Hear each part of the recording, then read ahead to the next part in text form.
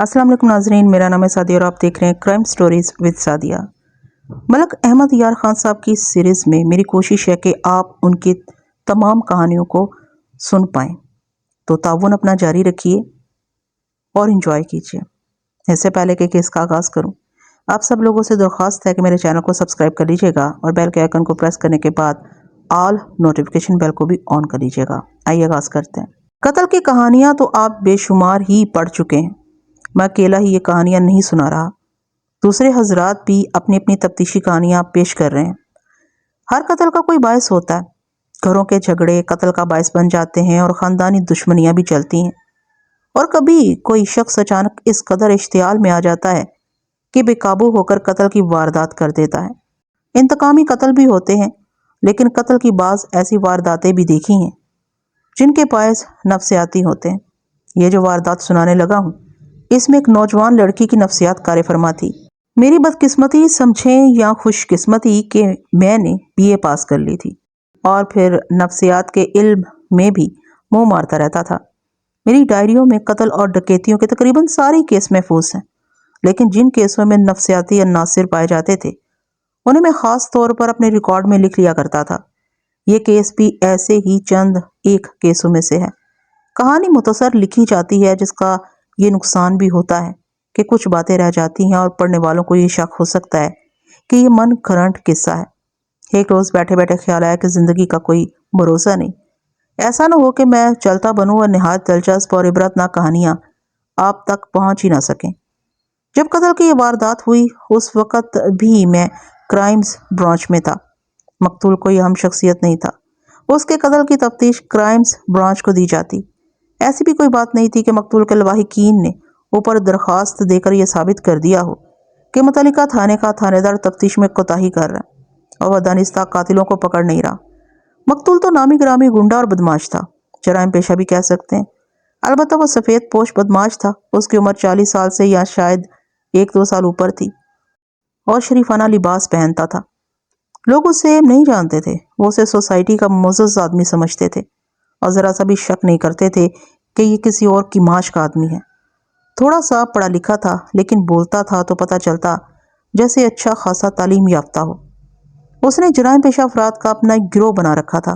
किसी को ब्लैकमेल करना होता, किसी के किराएदार से मकान खाली करना होता, या किसी से फंसी हुई रकम निकलवानी होती, या ऐसा ही कोई काम होता, ये शख्स अपने गिरोह से ये काम करवा लिया करता और फीस लेता था। सरकारी तौर पर भी वो ऐसे ही काम करता था। वो घटिया किस्म का गुंडा और बदमाश नहीं था, मैं उसे बड़ी अच्छी तरह जानता था। मैं ही नहीं, पूरी की पूरी क्राइम्स ब्रांच उसे जानती थी और क्राइम ब्रांच के ऑफिसर भी उससे वाकिफ थे। इसकी वजह यह थी कि ये शख्स क्राइम ब्रांच का काबिल एतमाद मुखबर था। ये भी एक वजह थी कि उसके कत्ल की तफ्तीश हम लोग खुद करना चाहते थे। दूसरी वजह यह हुई कि यह शख्स मिलिट्री इंटेलिजेंस का भी मुखबर था। उसके कत्ल की खबर मिलिट्री की इंटेलिजेंस को मिली तो इंटेलिजेंस का एक अंग्रेज़ ऑफिसर हमारे अफसरों के पास आया और कहा कि उस शख्स के कत्ल की तफ्तीश थाने में ना हो, बल्कि क्राइम्स ब्रांच करे, क्योंकि यह शख्स इंटेलिजेंस का मुखबर था और शक है कि उसे दुश्मन ने मरवाया होगा। उस वक़्त जंग अजीम का फैसला कुन दौर शुरू हो चुका था और हिंदुस्तान में जर्मनी और जापान के जासूस कुछ ज़्यादा ही हो गए थे। वो सब के सब हिंदुस्तानी थे। शक ये था कि जासूसों के किसी रिंग को पता चल गया होगा कि यह शख्स इंटेलिजेंस का मुखबर है, या उन्हें यह पता चला होगा कि हमारे फलां आदमी को उसने पकड़वा दिया था, तो उन लोगों ने इसे कत्ल कर दिया। उस अंग्रेज़ ऑफिसर ने यह भी बताया कि मिलिट्री इंटेलिजेंस को जासूसों के एक रिंग की निशानदही हुई है, लेकिन अभी इसके तमाम मुखबरों का पता नहीं चला। 2 मेंबरों के मुतालिक यकीन हो गया है कि वो इस रिंग के आदमी है और मकतूल उसके साथ साए की तरह लग गया था। अगर वो आदमी इस रिंग के सामने आ गए थे तो पुलिस के लिए तफ्तीश आसान हो गई थी कि उन दोनों को पकड़कर उनसे तफ्तीश की जाए और 3rd डिग्री का तरीका इस्तेमाल करके उनसे इकबाले जुर्म करवाया जाए। मगर इंटेलिजेंस ने यह मुश्किल पैदा कर दी कि उन 2 जासूसों को छेड़ना ही नहीं। वजह यह थी कि उन 2 को हम पकड़ लेते तो बाकी तमाम रिंग ज़मीन के नीचे चला जाता। इंटेलिजेंस का अपना एक तरीका होता है। पूरे रिंग को पकड़ने के लिए रिंग के 1-2 आदमियों को खुली छुट्टी दे दी जाती है और फिर मुखबरों के ताक़ुब में रहते हैं और आहिस्ता आहिस्ता रिंग के हर आदमी की निशानदही हो जाती है। ये केस मुझे दिया गया। मुझे तवक्को ये थी कि पहले की तरह मेरे साथ एक अंग्रेज़ इंस्पेक्टर होगा, लेकिन पहली बार मुझे एक हिंदुस्तानी थानेदार دیا گیا جو سب انسپیکٹر تھا اور سکھ تھا۔ اس کا نام جگت سنگھ سندھو تھا۔ میں اس وقت انسپیکٹر تھا۔ اس کا مطلب یہ تھا کہ یہ تفتیش 100% میری ذمہ داری تھی۔ سندھو میرے ماتحت تھا۔ یہ واردات شہر سے ملحق ایک آبادی کی تھی جس میں بہت سے مکان نئے نئے بنے تھے۔ یہ مڈل کلاس لوگوں کی آبادی تھی۔ مجھے جس روز یہ کیس دیا گیا وہ قتل کے بعد کا چوتھا دن تھا۔ متعلقہ تھانے کا تھانے دار ایک ہندو سب انسپیکٹر جیپال تھا۔ مقتول کا نام عبد الودود جمالی تھا۔ اسے عبد الودود تو کوئی کہتا ہی نہیں تھا، نہ لوگوں کو اس نام کا پتہ تھا۔ وہ جمالی کے نام سے مشہور تھا۔ ہم جے پال کے تھانے میں گئے۔ اسے حکم مل چکا تھا کہ اس کیس میں تفتیش کرائمز برانچ کرے گی۔ ہم نے اسے فائل لے لی اور پوچھا کہ اب تک وہ کیا کچھ کر چکا ہے اور اسے کیا کچھ معلوم ہے اور وہ کسی نتیجے پر پہنچا ہے یا نہیں۔ اس سے ہمیں یہ توقع رکھنی نہیں چاہیے تھی وہ اتنی جلدی کسی نتیجے پر پہنچ چکا ہوگا۔ یہ واردات اس طرح ہوئی تھی کہ قتل کی رات مقتول جمالی اپنے گھر نہیں تھا۔ آدھی رات کے کچھ دیر بعد اس کی بیوی باہر نکلی۔ وہ خاوند کے انتظار میں تھی اور اس نے دروازہ کھلا رکھا تھا۔ کھلا کا مطلب یہ تھا کہ اس نے اندر چٹخنی نہیں چڑھائی تھی۔ وہ باہر نکلی تو دیکھا کہ جمالی دروازے کے اندر گرا پڑا ہے۔ اس کا جسم دروازے کے اندر تھا اور پاؤں دہلیز پر تھے۔ دروازے پر ایک کواڑ کھلا ہوا تھا۔ بیوی نے گھبرا کر اسے اٹھانے کی کوشش کی اور اسے ہلایا جلایا لیکن وہ مر چکا تھا۔ بیوی نے بتی جلا کر دیکھا جمالی کی ناک میں خون جما ہوا تھا، یعنی خون ناک میں سے نکل رہا تھا اور وہ وہاں جم گیا تھا۔ ہونٹوں کے ساتھ بھی خون لگا ہوا تھا۔ بیوی گلی میں نکل آئی اور شور مچایا۔ محلے کے لوگ اکٹھے ہو گئے۔ جس نے بھی جمالی کو دیکھا اس نے کہا یہ تو مر چکا ہے۔ 2-3 آدمی تھانے میں اطلاع دینے کے لیے دوڑ پڑے۔ وہ مقتول کی بیوی کو ساتھ نہ لے گئے۔ سب انسپیکٹر جےپال کو گھر اطلاع دی گئی تو وہ اسی وقت اٹھ کر آ گیا اور پھر موقع پر پہنچا۔ جےپال نے لاش کو دیکھا تو اسے لاش کے سر پر ایک اچھا خاصا ابھار نظر آیا جس سے صاف پتہ چلتا تھا کہ یہاں اس کو ڈنڈے یا لاٹھی کی شدید ضرب لگائی گئی ہے۔ جسم پر کوئی اور زخم نہیں تھا، نہ کہیں ضرب کا نشان تھا۔ جے پال نے لاش پوسٹ مارٹم کے لیے بھجوا دی اور وہیں تفتیش شروع کر دی۔ تھانے رپورٹ پہنچنے سے پہلے لاش کے پوسٹ مارٹم کے لیے بھیجے جانے تک خاصا وقت گزر گیا۔ فجر کی اذان ہونے لگی۔ کچھ دیر بعد مسلمان نماز پڑھنے کے لیے مسجد کو جانے لگے۔ جے پال مقتول کے گھر ہی میں بیٹھ گیا اور مقتول کی بیوی سے پوچھ گچھ کر رہا تھا۔ 2 آدمی اندر آئے اور جے پال کو کچھ پیسے اور کچھ کاغذات دیے۔ انہوں نے بتایا کہ یہ نوٹ اور یہ کاغذ ساتھ والی گلے میں پڑے ہوئے تھے۔ یہ اس وقت کے لوگوں کی دیانتداری اور تعاون تھا کہ انہوں نے یہ رقم اڑا نہ لی بلکہ یہ سمجھ کر کہ یہ مقتول کی ہو سکتی ہے تھانے دار کے پاس لے آئے۔ ان کاغذوں میں ایک ڈاک کا لفافہ تھا جس پر مقتول جمالی کا نام اور پتہ لکھا ہوا تھا۔ جمالی کے قتل کی خبر ساری آبادی میں پہنچ گئی تھی۔ یہ 2 آدمی یہ ایڈریس دے کر ٹھیک سمجھے کہ یہ پیسے بھی جمالی کے ہوں گے۔ انہوں نے بتایا کہ 100 روپے کے 2 نوٹ گلی میں ایک جگہ گرے پڑے تھے۔ 2-3 قدم آگے 10-10 اور 5-5 کے 4-5 نوٹ پڑے ہوئے تھے اور کاغذوں کی چھوٹی چھوٹی 2-3 پرچیاں اور ڈاک کا لفافہ ان سے ذرا آگے گرا پڑا تھا۔ دراصل جے پال کو جمالی کی بیوی پر شک تھا۔ وہ سمجھا کہ جمالی بہت دیر سے گھر آیا ہوگا اور اس کا استقبال بیوی نے دروازے میں ہی کیا ہوگا اور وہ اس بات پر غصے میں آ گئی ہوگی کہ وہ اتنی دیر سے آیا ہے۔ ان کی آپس میں تو تکار ہوئی ہوگی اور بیوی نے کوئی ڈنڈا سوٹا ہاتھ میں آیا تو غصے میں اس کے سر پر مار دیا ہوگا اور اس طرح خاوند کی موت واقع ہوئی۔ لیکن جب جے پال کو یہ نوٹ اور دوسرے کاغذ ملے تو اس کا شک تبدیل ہو گیا۔ جے پال اسی وقت اٹھا اور اس جگہ پہنچا جہاں یہ نوٹ اور کاغذ وغیرہ پڑے ہوئے تھے۔ اس جگہ جانے سے پہلے جے پال نے لفافے میں سے خط نکال کر پڑھا۔ یہ خط امبالہ سے جمالی کے ایک دوست نے لکھا تھا۔ اس میں اتنا ہی لکھا تھا کہ میرے بیٹے کا ختنہ فلاں تاریخ ہے اور تم ضرور آنا۔ صبح کی روشنی ابھی خاصی دھندلی تھی۔ جس گلی میں یہ کاغذ وغیرہ پڑے ہوئے تھے وہاں گلی کی بجلی کی بتی جل رہی تھی۔ جے پال نے اس گلی کو اچھی طرح دیکھا۔ اس نے اپنے کانسٹیبلوں سے کہہ دیا تھا کہ گلیوں میں لوگ زیادہ چلیں پھریں نہیں۔ جے پال کے لیے یہ سمجھنا مشکل نہیں تھا کہ مقتول کو گھر میں یا گھر کے دروازے پر قتل نہیں کیا گیا بلکہ اسے کہیں قتل کر کے اٹھایا گیا اور گھر تک لاش لائی گئی تھی۔ اس لیے یہ نوٹ اور کاغذ اس کی اوپر والی جیب سے گر پڑے۔ اس کا دوسرا شک یہ بھی تھا کہ اسی جگہ مقتول کی کسی کے ساتھ لڑائی ہوئی ہوگی اور آخر اس کے سر پر لاٹھی یا ڈنڈا مارا گیا اور پھر لاش اٹھا کر گھر پھینکی گئی۔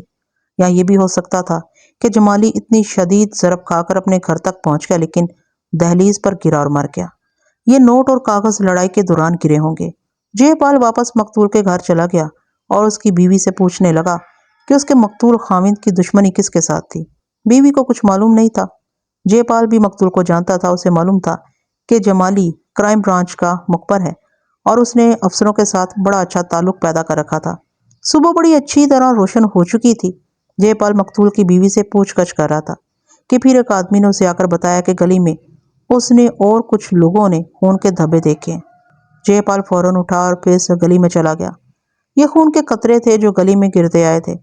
جے پال نے ہمیں بتایا کہ ہر دھبا 98 جتنا بڑا تھا، یعنی آج کے 50 پیسے کے سکے جتنا بڑا۔ ہر دھبے یا قطرے کے درمیان 5-6 قدم یا اس سے کم فاصلہ تھا۔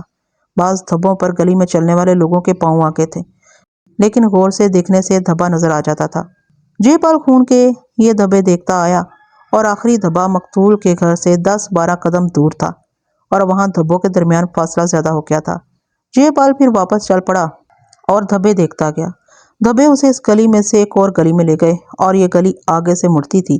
اس میں بھی یہ دھبے نظر آئے اور ایک جگہ دھبوں کا درمیانی فاصلہ کم ہو گیا اور پھر ایک جگہ دھبے ختم ہو گئے۔ جے پال عقل والا اور تجربے کار تھانے دار تھا۔ اس نے لاش دیکھی تو لاش کے ہونٹوں پر خون لگا ہوا تھا اور ناک کے باہر یعنی نتھروں میں خون جمع ہوا تھا۔ اس نے بالکل ٹھیک سوچا کہ مقتول کو کہیں اور قتل کیا گیا اور اس کی لاش کندھے پر اٹھا کر اس کے گھر لائی گئی۔ لاش کا منہ نیچے ہوگا، اس لیے اس کی ناک سے خون گرتا رہا۔ اگر مقتول اپنے پاؤں چل کر گھر تک پہنچا ہوتا تو خون سے اس کے کپڑے لال ہوتے، لیکن اس کے کپڑوں پر خون کا ذرا سا بھی دھبا یا قطرہ نہیں تھا۔ اب جے پال کی توجہ جرائم پیشہ لوگوں کی دنیا کی طرف ہو گئی۔ جمالی کوئی شریف آدمی تو نہیں تھا۔ اس کا اپنے جیسے کسی بدماش کے ساتھ جھگڑا ہو گیا ہوگا اور اس کے سر پر ضرب لگا کر مار گیا اور اس کی لاش اٹھا کر اس کے دروازے میں پھینک دی گئی۔ لاش ہمدردی کی وجہ سے نہیں پھینکی گئی ہوگی، بلکہ یہ قسم کی طنز تھی کہ یہ لو اپنے آدمی کی لاش وصول کر لو۔ اس سے جے پال کو پھر جمالی کی بیوی پر شک ہوا۔ اگر جمالی کی لاش طنز کے طور پر اس کے دروازے پر پھینکی گئی تھی تو یہ طنز مقتول کی بیوی پر کی گئی تھی، لیکن بیوی کہتی تھی کہ وہ جمالی کے کسی بھی دشمن کو نہیں جانتی، نہ ہی اس کی باہر کی سرگرمی اور کام کاج سے اسے کچھ واقفیت تھی۔ جے پال نے اب پوری توجہ جرائم پیشہ لوگوں پر مرکوز کر لی تھی اور کچھ چیدہ جرائم پیشہ افراد کو تھانے بلا کر پابند کر لیا تھا اور ان پر جی بھر کر تشدد کر رہا تھا۔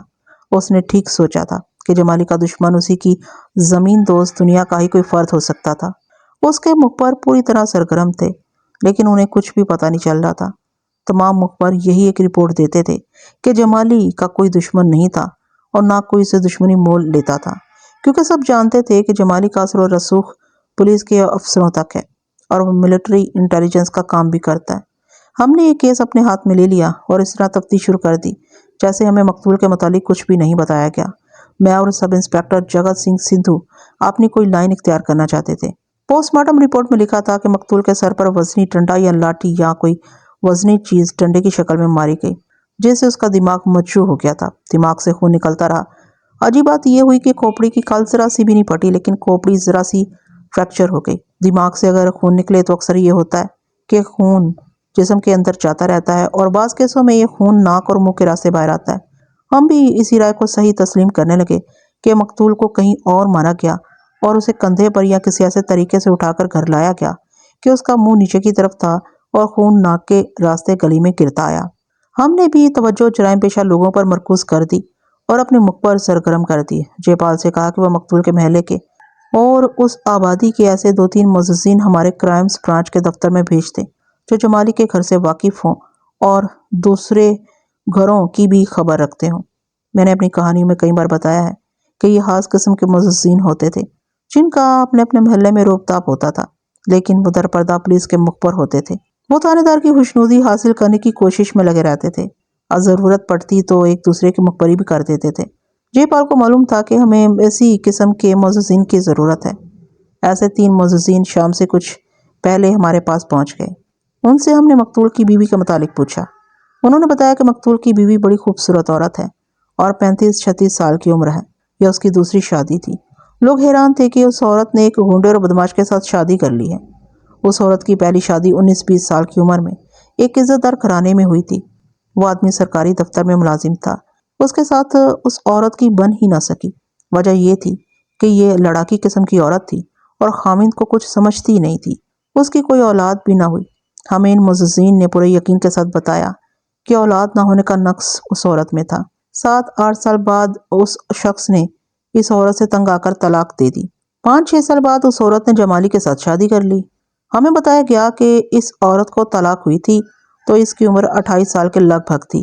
اس کی خوبصورتی دیکھنے سے تعلق رکھتی تھی۔ اس کا کوئی بچہ پیدا نہیں ہوا تھا، نہ اس نے کسی بچے کو دودھ پلایا تھا، اس لیے اس کی جوانی اس طرح برقرار رہی کہ اپنی اصل عمر سے بہت کم لگتی تھی۔ خاندان بھی ٹھیک ٹھاک تھا اور امید یہی تھی کہ اس کی خوبصورتی کو ہی دیکھ کر کوئی بھلا آدمی اس کے ساتھ شادی کر لے گا، لیکن کسی نے اس گھر کی طرف آنکھ اٹھا کر نہ دیکھا۔ اسے پتہ چلتا تھا کہ یہ عورت اپنی عادات اور اکڑ پن کی وجہ سے کتنی بدنام تھی۔ ان معززین نے یہ بھی ہمیں وثوق سے بتایا کہ 4-5 سال بعد اس عورت نے جمالی سے ملنا جلنا شروع کر دیا تھا اور اکثر اس کے ساتھ دیکھی گئی تھی۔ جمالی نے شاید کبھی جوانی میں شادی کی ہوگی، لیکن ہم نے اسے ہمیشہ تنہا ہی دیکھا اور وہ اسی تنہائی میں خوش رہتا تھا۔ اب اس کی دوستی اس عورت کے ساتھ ہو گئی تو کچھ عرصہ دوستی چلا کر اس نے اس کے ساتھ شادی کر لی۔ اس عورت نے اپنے ماں باپ کو ناراض کر کے جمالی کے ساتھ شادی کی تھی۔ جمالی جیسے آدمی کو کوئی شریف گھرانہ لڑکی دینے کے لیے تیار نہیں ہو سکتا تھا، لیکن اس عورت نے منمانی کر لی۔ ہم نے ان معززین سے پوچھا کہ جمالی کے ساتھ اس عورت کا وقت کس طرح گزرتا تھا۔ انہوں نے بتایا کہ جمالی نے اس عورت کو دبا لیا تھا، لیکن دیکھا یہ گیا کہ یہ عورت جمالی کو ڈانٹ ٹپٹ کر رکھتی تھی۔ یہ ڈانٹ ٹپٹ پیار والی تھی، لڑائی جھگڑے والی نہیں۔ سارا محلہ گواہ تھا کہ جمالی کے ساتھ اس عورت نے وہ سلوک نہ کیا جو پہلے خامد کے ساتھ کرتی تھی۔ یہ بھی پتہ چلا کہ اس عورت کے پہلے خامد نے شادی نہ کرنے کا عہد کر لیا تھا۔ وہ اکثر کہا کرتا تھا کہ اس ایک شادی نے اسے ایسا سبق سکھا دیا ہے کہ اب وہ کسی اور عورت کو اپنے گھر لا کر آباد نہیں کرے گا۔ لیکن 50 سال کی عمر میں اس شخص نے ایک نوجوان لڑکی کے ساتھ شادی کر لی۔ اس وقت اس آدمی کی عمر 50 سال تھی اور یہ نوجوان بیوی اس کے گھر میں آباد تھی۔ اس کے ساتھ ہمارا کوئی تعلق نہیں تھا۔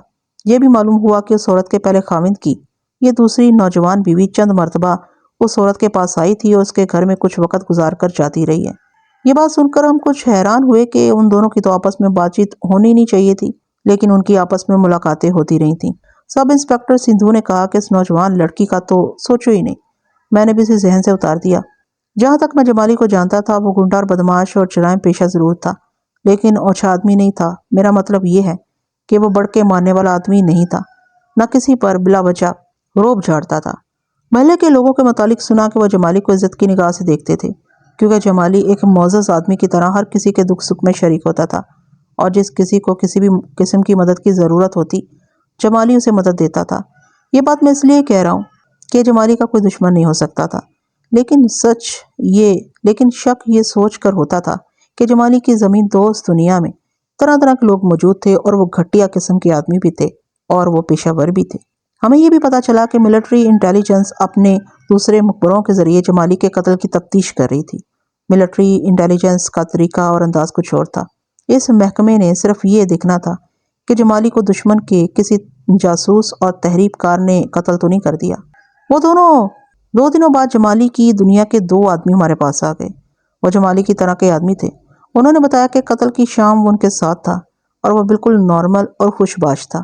انہوں نے تھوڑی تھوڑی شراب بھی پی تھی۔ وہ چاہتے تھے کہ جمالی ان کے ساتھ کھانا کھائے، لیکن جمالی نے کہا تھا کہ وہ کھانا بیوی کے ساتھ ہی کھائے گا، وہ اس کے انتظار میں ہوگی۔ بیوی کا ذکر آیا تو سدھو نے ان سے پوچھا کہ جمالی کے گھریلو حالات کیسے تھے۔ انہوں نے بتایا کہ گھریلو حالات بہت ہی اچھے تھے اور جمالی اپنی بیوی سے دلی محبت کرتا تھا اور اس کی تعریفیں بھی کیا کرتا تھا۔ انہوں نے تصدیق کی شادی سے پہلے جمالی کے ناجائز مراسم اس بیوی کے ساتھ شروع ہو گئے تھے، اور یہ عورت اسی طرح یعنی جمالی ہی کی طرح اس کی محبت میں اندھی ہو گئی تھی۔ جمالی تو کہا کرتا تھا اس کی زندگی سنور گئی ہے۔ وہ گھر کس وقت گیا تھا؟ سدھو نے پوچھا۔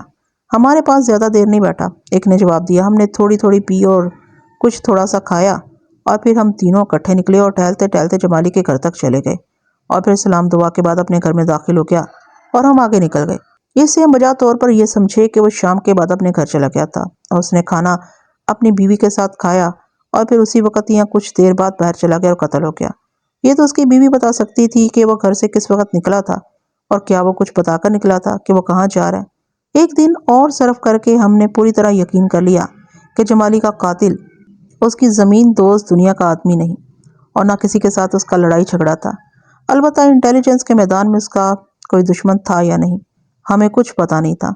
ہم نے اسے اس کی سوشل زندگی میں دیکھنا تھا کہ آخر ہوا کیا ہے کہ اسے قتل کر دیا گیا۔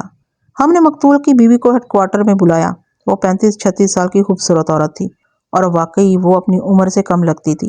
میں نے اسے سر سے پاؤں تک بڑی ہی غور سے دیکھا اور خاص طور پر اس کے چہرے پر غور کیا۔ اس کے نقش و نگار اور ڈیل ڈول اور انداز ایسے تھے جیسے پولیس والے عموماً واقف ہوتے ہیں۔ اگر وہ چہرہ شناسی میں غلطی نہیں کر رہا تھا تو وہ صرف چالاک ہی نہیں بلکہ عیار عورت تھی۔ ایسی عورتیں آدمیوں کو آپس میں ٹکرا کر خون خرابہ کرا دیا کرتی ہیں اور پھر مظلوم اور معصوم بن کر اللہ کو رونے بیٹھ جاتی ہیں۔ قتل کی رات جمالی گھر سے کس وقت نکلا تھا؟ سب انسپکٹر سندھو نے پوچھا۔ وہ شام کو ہی نکل گیا تھا، اس عورت نے جواب دیا۔ کیا وہ کھانا کھا کر نکلا تھا؟ سندھو نے پوچھا۔ مقتول کی بیوی نے جواب دیا۔ نہیں، وہ کھانا کھا کر گیا تھا۔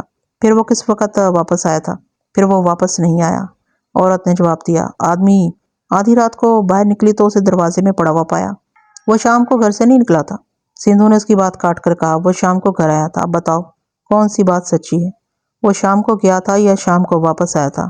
میں نے صاف طور پر دیکھا کہ اس عورت کی زبان اس کا ساتھ نہیں دے رہی تھی، بات کرتے ہکلا جاتی تھی۔ اسے شک ہو رہا تھا کہ یہ جھوٹ بول رہی ہے۔ میری ایک بات سن لو بشرا، تم جو جھوٹ بولو گی وہ تمہارے خلاف جائے گا۔ ہم تمہیں اپنے خاوند کے قتل کے شک میں گرفتار کر لیں گے۔ ہم جانتے ہیں کہ تم جھوٹ بول رہی ہو۔ پہلے سوال کا جواب دو، تم جھوٹ کیوں بول رہی ہو؟ اس نے میرے سوال کا کوئی جواب نہ دیا۔ وہ کبھی میرے منہ کی طرف دیکھتی تھی اور کبھی سندھو کے منہ کی طرف۔ اس پر ہمیں شک ہونے لگا۔ یہ بتاؤ، سندھو نے ذرا تلخ لہجے میں پوچھا، تمہارے پہلے خاوند کی بیوی تمہارے پاس آتی ہے؟ نہیں، بشرا نے جواب دیا، وہ تو میرے پاس کبھی نہیں آئی۔ سندھو نے کچھ سوچ کر یہ سوال کیا تھا لیکن بشرا جھوٹ بول گئی۔ سندھو اٹھا اور کمرے سے نکل گیا۔ واپس آیا تو اس کے ساتھ ایک کانسٹیبل تھا۔ سندھو نے اس کانسٹیبل سے کہا کہ اس عورت کو اپنے ساتھ لے جاؤ، کمرے میں بٹھا کر خود وہیں موجود رہو۔ ملک جی، سندھو نے کہا، یہ عورت صاف نہیں، جے پال کا نمبر ملاؤ۔ ٹیلی فون ہمارے دفتر میں موجود تھا۔ سندھو نے خود ہی نمبر ملایا اور جے پال مل گیا۔ سندھو نے اسے بہت سی باتیں پوچھی۔ جے پال نے بھی بشرا سے بیان لیا تھا۔ سندھو اس بیان میں سے کچھ باتیں جے پال سے پوچھ رہا تھا۔ جے پال نے بھی بتایا کہ اس کے مخبروں نے اسے بتایا ہے کہ جمالی فلاں آدمی کے ساتھ شام کو اپنے گھر چلا گیا تھا۔ اس کے علاوہ جے پال نے کچھ اور باتیں بتائیں جو بشرا کے خلاف جاتی تھی۔ یہ بھی پتہ چلا کہ بشرا نے جے پال کے ساتھ کچھ اور باتیں کی تھی اور ہمارے پاس آ کر بالکل جھوٹ بول رہی تھی۔ سندھو اور جے پال کے درمیان خاصی دیر باتیں ہوتی رہیں۔ بعد میں سندھو نے مجھے بتایا کہ اس عورت کے متعلق جے پال کی رائے اچھی نہیں۔ جے پال کی جو باتیں سندھو سے ہوئی تھیں وہ سندھو نے مجھے بتائی تو ہم اس نتیجے پر پہنچے کہ بشرا نے اپنے خاوند کو قتل نہیں کیا تو اسے معلوم ضرور ہے کہ قاتل کون ہے یا قتل کی وجہ کیا ہے۔ یہ تو میں نے دیکھ لیا تھا اور سندھو نے بھی میری بات نوٹ کی تھی کہ عورت کو چھپانے کی کوشش کر رہی تھی۔ میری گال من ملکہ، سب انسپکٹر جگت سنگھ سندھو نے بڑی بے تکلفی سے کہا، اس کے پہلے خاوند کو بلاتے ہیں، وہ بتائے گا کہ یہ عورت چیز کیا ہے۔ ہم نے اگلے روز اس کے پہلے خاوند کو بلا لیا۔ وہ صحیح معنوں میں معزز آدمی تھا۔ اس کی عمر 50 سال یا مجھ سے ذرا زیادہ ہی ہوگی۔ چہرے سے، لباس اور انداز سے وہ عزت دار اور تعلیم یافتہ لگتا تھا۔ ہم نے اسے اسی احترام سے بٹھایا جس احترام کا وہ حقدار تھا۔ آپ کو معلوم ہوگا کہ آپ کی پہلی بیوی کا دوسرا خاوند قتل ہو گیا۔ میں نے اسے کہا، ہم آپ سے آپ کی پہلی بیوی کے متعلق کچھ معلوم کرنا چاہتے ہیں۔ ہم امید رکھیں گے کہ آپ ہمارے ساتھ تعاون کریں گے۔ اس نے تعاون کا وعدہ کیا اور بشرا کے متعلق بتانا شروع کر دیا۔ اس نے کہا کہ یہ عورت جتنی خوبصورت اور جسم کے لحاظ سے کشش والی ہے، اس کی فطرت اتنی ہی گندی اور خطرناک ہے۔ اس کی خوبصورتی تو حوروں جیسی ہے لیکن اندر سے یہ مکمل شیطان ہے۔ اس نے بشرا کو چڑیل بھی کہا اور بدرو بھی۔ اس نے کہا کہ یہ دو انسانوں کے درمیان غلط فہمیاں اور فساد پھیلانے میں لذت محسوس کرتی ہے۔ اس کی دوسری خطرناک عادت غیبت ہے۔ اس کے منہ سے کبھی صلح صفائی کی بات نہیں نکلی، نہ کسی کے لیے اس کی زبان سے خیر کا کلمہ نکلتا ہے۔ اسے دوسروں میں نقائص اور خرابیاں ہی نظر آتی ہیں۔ اس شخص نے جس کا نام جہانگیر تھا بشرا کے متعلق بڑی لمبی چوڑی باتیں بتائیں۔ میں یہ آپ کو مختصر کر کے بتاتا ہوں۔ نوجوانی کی عمر میں بشرا اور جہانگیر کی شادی ہوئی تھی۔ جہانگیر اس کی خوبصورتی پر مر مٹا اور اسے ایک نشہ یا جادو سمجھ کر اپنے اوپر طاری کر لیا۔ جہانگیر اسے معصوم اور بھولی بھالی لڑکی سمجھتا رہا، لیکن شادی کے بعد ایک ہفتہ ہی گزرا ہوگا کہ بشرا نے پر پرزے نکالنے شروع کر دیے۔ جہانگیر نے دیکھا کہ یہ جو اتنی بھولی بھالی اور معصوم نظر آتی ہے، باتوں اور حرکتوں میں بوڑھی عورتوں جیسی پختہ کار اور بوڑھی عورتوں کی طرح باتیں کر سکتی ہے، بلکہ کرتی ہے۔ یوں لگتا تھا جیسے بشرا کے نوجوان اور خوبصورت جسم میں کوئی خبیث روح چھپی ہوئی ہے۔ جہانگیر کے والدین کی خاصی کشادہ حویلی تھی جس میں جہانگیر کا باپ، ماں اور اس کا بڑا بھائی جو بیوی بچوں والا تھا رہتا تھا۔ ان سب کی گھریلو زندگی بڑی اچھی اور خوش و خرم گزر رہی تھی۔ لیکن بشرا اس گھر میں بیاہ کرائی تو اس نے جھوٹ بول بول کر ایسی فضا پیدا کر دی کہ ہر کسی کے خلاف غلط فہمیاں سی پیدا ہونے لگی۔ بشرا کچھ تو خوبصورت تھی، معصوم سی بھی لگتی تھی، اس لیے سب کہتے تھے کہ یہ لڑکی جھوٹ نہیں بول سکتی، لیکن جھوٹ اس کی فطرت کا بنیادی پتھر تھا۔ وہ بلا ضرورت بھی جھوٹ بولتی تھی۔ اس خاندان کی آمدنی اچھی خاصی تھی۔ جہانگیر خود بھی ملازم تھا اور اس کا باپ پینشن لیتا تھا، اور زیادہ آمدنی جہانگیر کے بڑے بھائی کی تھی کیونکہ اس کا جنرل اسٹور تھا جو بہت اچھا چل رہا تھا۔ یہ ساری آمدنی باپ کے پاس اکٹھی ہو جاتی تھی اور باپ اس آمدنی کو صحیح طریقے سے تقسیم اور خرچ کرتا تھا۔ اس گھر میں برکت تھی، لیکن بشرا نے ایسے حالات پیدا کر دیے کہ اس گھر سے برکت اٹھنے لگی۔ دراصل بشرا چاہتی یہ تھی کہ اس کا تعلق صرف اس کے خاوند کے ساتھ رہے اور خاوند اپنی ساری تنخواہ اس کے ہاتھ میں دیا کرے۔ جہانگیر کو یہ صورت منظور نہ تھی۔ جہانگیر نے بتایا کہ بشرا کسی غریب گھر سے تو نہیں آئی تھی، لیکن خرابی یہ تھی کہ بشرا کے ماں باپ کی نظریں بھوکی تھی اور وہ دوسروں کے مال کو اپنا مال سمجھ لیا کرتے تھے۔ بشرا کی ماں لالچی عورت تھی اور اس نے اپنے خاوند کو اس کے گھر میں آتے ہی اپنے قبضے میں لے لیا تھا، اور قبضے میں بھی ایسا لیا کہ اسے کٹ پتلی بنا لیا تھا۔ بشرا نے اپنے گھر میں جو کچھ دیکھا اور ماں نے اسے جو کچھ سکھایا اس کے مطابق وہ جہانگیر کے گھر میں ازدواجی زندگی بسر کرنا چاہتی تھی اور اسی کو جائز اور صحیح سمجھتی تھی۔ جہانگیر کے گھر کی اتنی زیادہ آمدنی دیکھ کر بشرا کا دماغ خراب ہو گیا تھا۔ جہانگیر نے تسلیم کیا کہ یہ غلطی اس کی تھی۔ وہ اس لڑکی کے حسن سے اور اس کی فریب کارانہ باتوں سے اتنا متاثر ہو گیا تھا کہ اس کے دل سے اپنے ماں باپ کا احترام اور بھائی کی محبت تقریباً نکل گئی تھی۔ بشرا بات ایسے انداز سے کرتی تھی کہ جہانگیر اسے سچ سمجھ لیتا تھا۔ یوں کہے کہ جہانگیر بشرا کی محبت میں عقل کا اندھا ہو گیا تھا۔ وہ اس کی ہر فرمائش پوری کرتا تھا اور وہ جتنے پیسے مانگتی تھی دے دیتا تھا۔ یہ تو کئی سالوں بعد جہانگیر کو پتا چلا کہ بشرا اس طرح پیسے بٹور کر اور مار کر اپنے ماں باپ کو دے آتی تھی۔ جہانگیر اسے اس کی فرمائش کے مطابق کپڑے سلوا دیتا تو یہ کپڑے بھی وہ اپنے مائکے چھوڑ آتی تھی۔ بشرا کی ماں تو اور زیادہ چالاک عورت تھی، اس نے بھی جہانگیر پر اپنا جادو چلا رکھا تھا۔ جہانگیر کبھی ان کے ہاں جاتا تو یہ عورت اور بشرا مل کر اس کے ساتھ اتنا زیادہ پیار اور اتنی زیادہ محبت کرتی کہ جہانگیر ان کے آگے ریت کی ڈھیری بن جاتا اور اپنی جیبیں ان کے آگے خالی کر دیا کرتا تھا۔ بشرا کی بنیادی خرابی یہ تھی کہ وہ اللہ کا شکر ادا کرنے کی بجائے ناشکری کرتی تھی، اور اس نے محلے میں جہانگیر کے والدین اور بھائی کی بیوی کو بدنام کر دیا تھا۔ یہ الفاظ بشرا کی زبان پر چڑھے ہوئے تھے کہ میں ہی جانتی ہوں کہ اس گھر میں کس طرح گزارا کر رہی ہوں، یعنی وہ اس گھر میں بہت تنگ اور پابند تھی۔ بشرا نے جہانگیر کے بڑے بھائی کی بیوی کے ساتھ ایک روز لڑائی مول لے لی اور قرآن کی قسمیں کھا کھا کر جھوٹ بولے کہ غلطی اس کی نہیں بلکہ بڑے بھائی کی بیوی کی تھی۔ جہانگیر اور اس کے گھر والوں کو پہلی بار پتا چلا کہ یہ لڑکی تو بڑی ہی لڑاکی اور خطرناک ہے، اور یہ ان عورتوں میں سے ہے جو مردوں کے سر کھلوا دیا کرتی ہیں۔ تھوڑا ہی عرصے بعد بشرا کے بھڑکانے سے جہانگیر کی اپنے بڑے بھائی کے ساتھ تلخ کلامی ہو گئی اور دونوں بھائیوں میں رنجش چل پڑی۔ اس کے بعد اس گھر کا یہ حال ہو گیا کہ کسی کی کسی کے ساتھ لڑائی رہنے لگی تھی۔ بشرا کو سارے محلے میں وہی لڑکی یا عورت اچھی لگتی تھی جو اسی جیسی تنگ نظر اور شیطان فطرت تھی۔ محلے میں اس قسم کی 2 لڑکیاں تھیں، انہوں نے بھی اپنے اپنے گھروں میں ادھم مچا رکھا تھا۔ وہ بشرا کو سبق دیتی رہتی تھی کہ اپنے سسرال کو چین نہیں لینے دینا چاہیے، ورنہ یہ لوگ سر پر سوار ہو جاتے ہیں۔ جہانگیر کے گھر والوں کو اب پتا چلا کہ بشرا کے والدین اصل جھوٹے اور فریب کار لوگ ہیں۔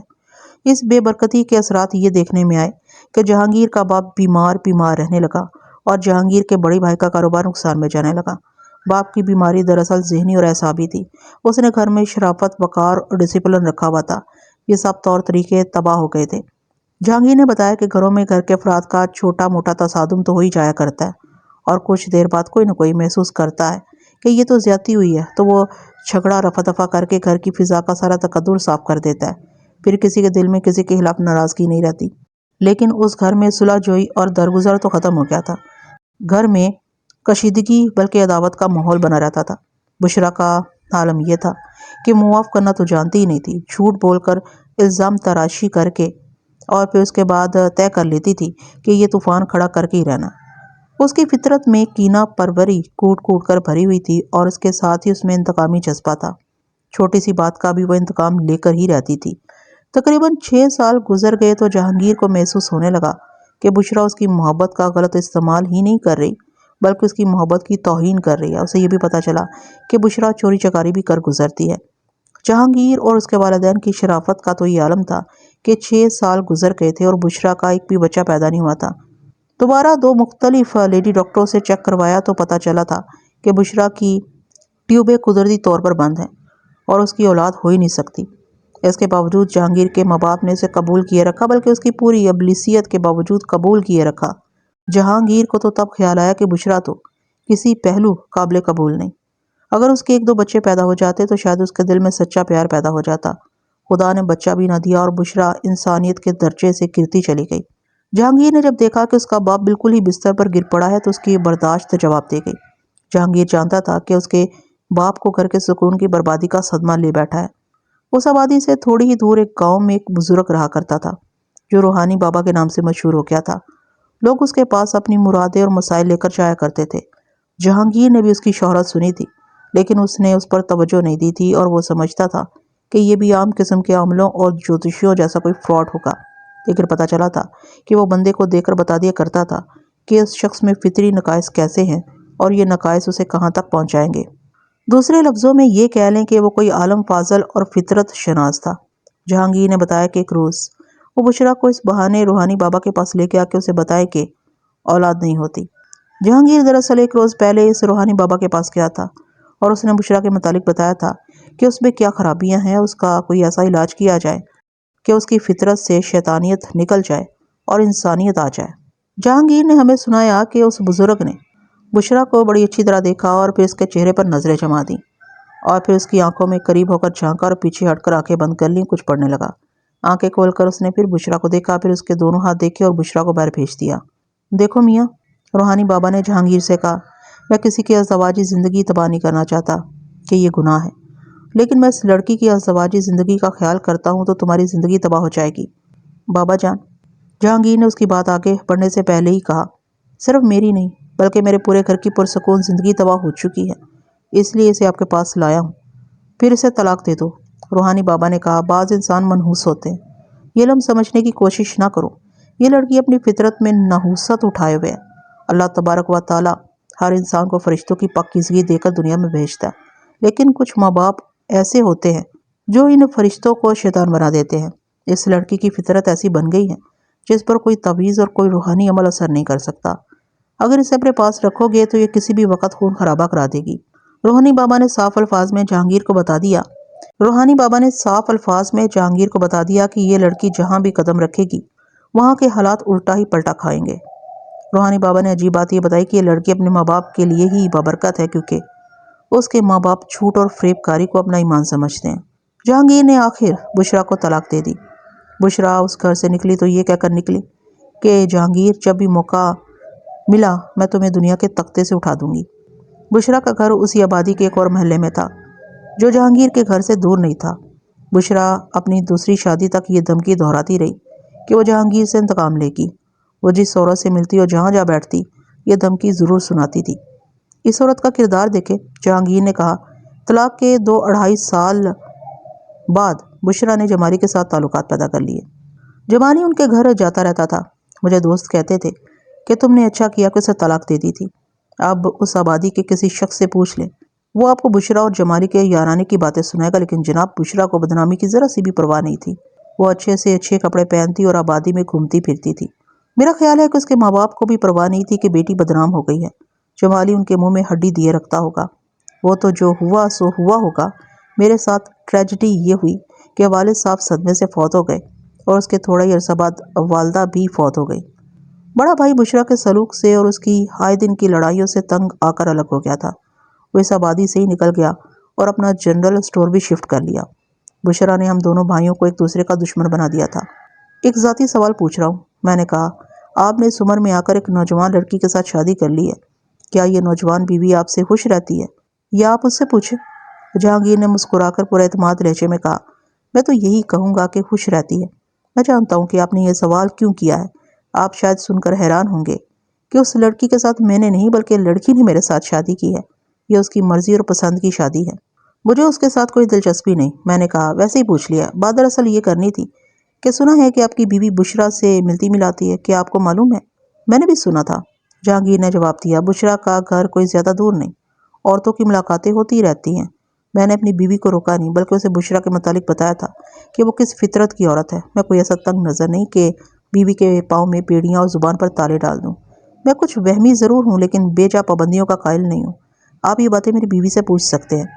نہیں جہانگیر صاحب، میں نے کہا یہ آپ کا اور آپ کی بیوی کا ذاتی معاملہ ہے، میں کسی سے کچھ نہیں پوچھوں گا۔ آپ سے ایک بات اور پوچھنی ہے، بشرا کے متعلق آپ کی کیا رائے ہے؟ کیا یہ عورت قتل کروا سکتی ہے؟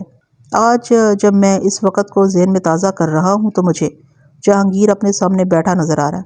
میرا سوال سن کر پہلے تو اس نے سر جھکا لیا اور پھر سر اٹھا کر مسکرایا۔ یہ عورت جو چاہے کر سکتی ہے، جہانگیر نے جواب دیا، اور جو چاہے کروا سکتی ہے۔ ہم تو امن پسند اور عزت دار لوگ تھے، کئی باتیں ٹال جاتے تھے، ورنہ اس عورت نے ہمیں پڑوسیوں سے بھی ٹکرا دیا تھا۔ میں جمالی کو اچھی طرح جانتا تھا، اس کے ساتھ سلام دعا بھی تھی۔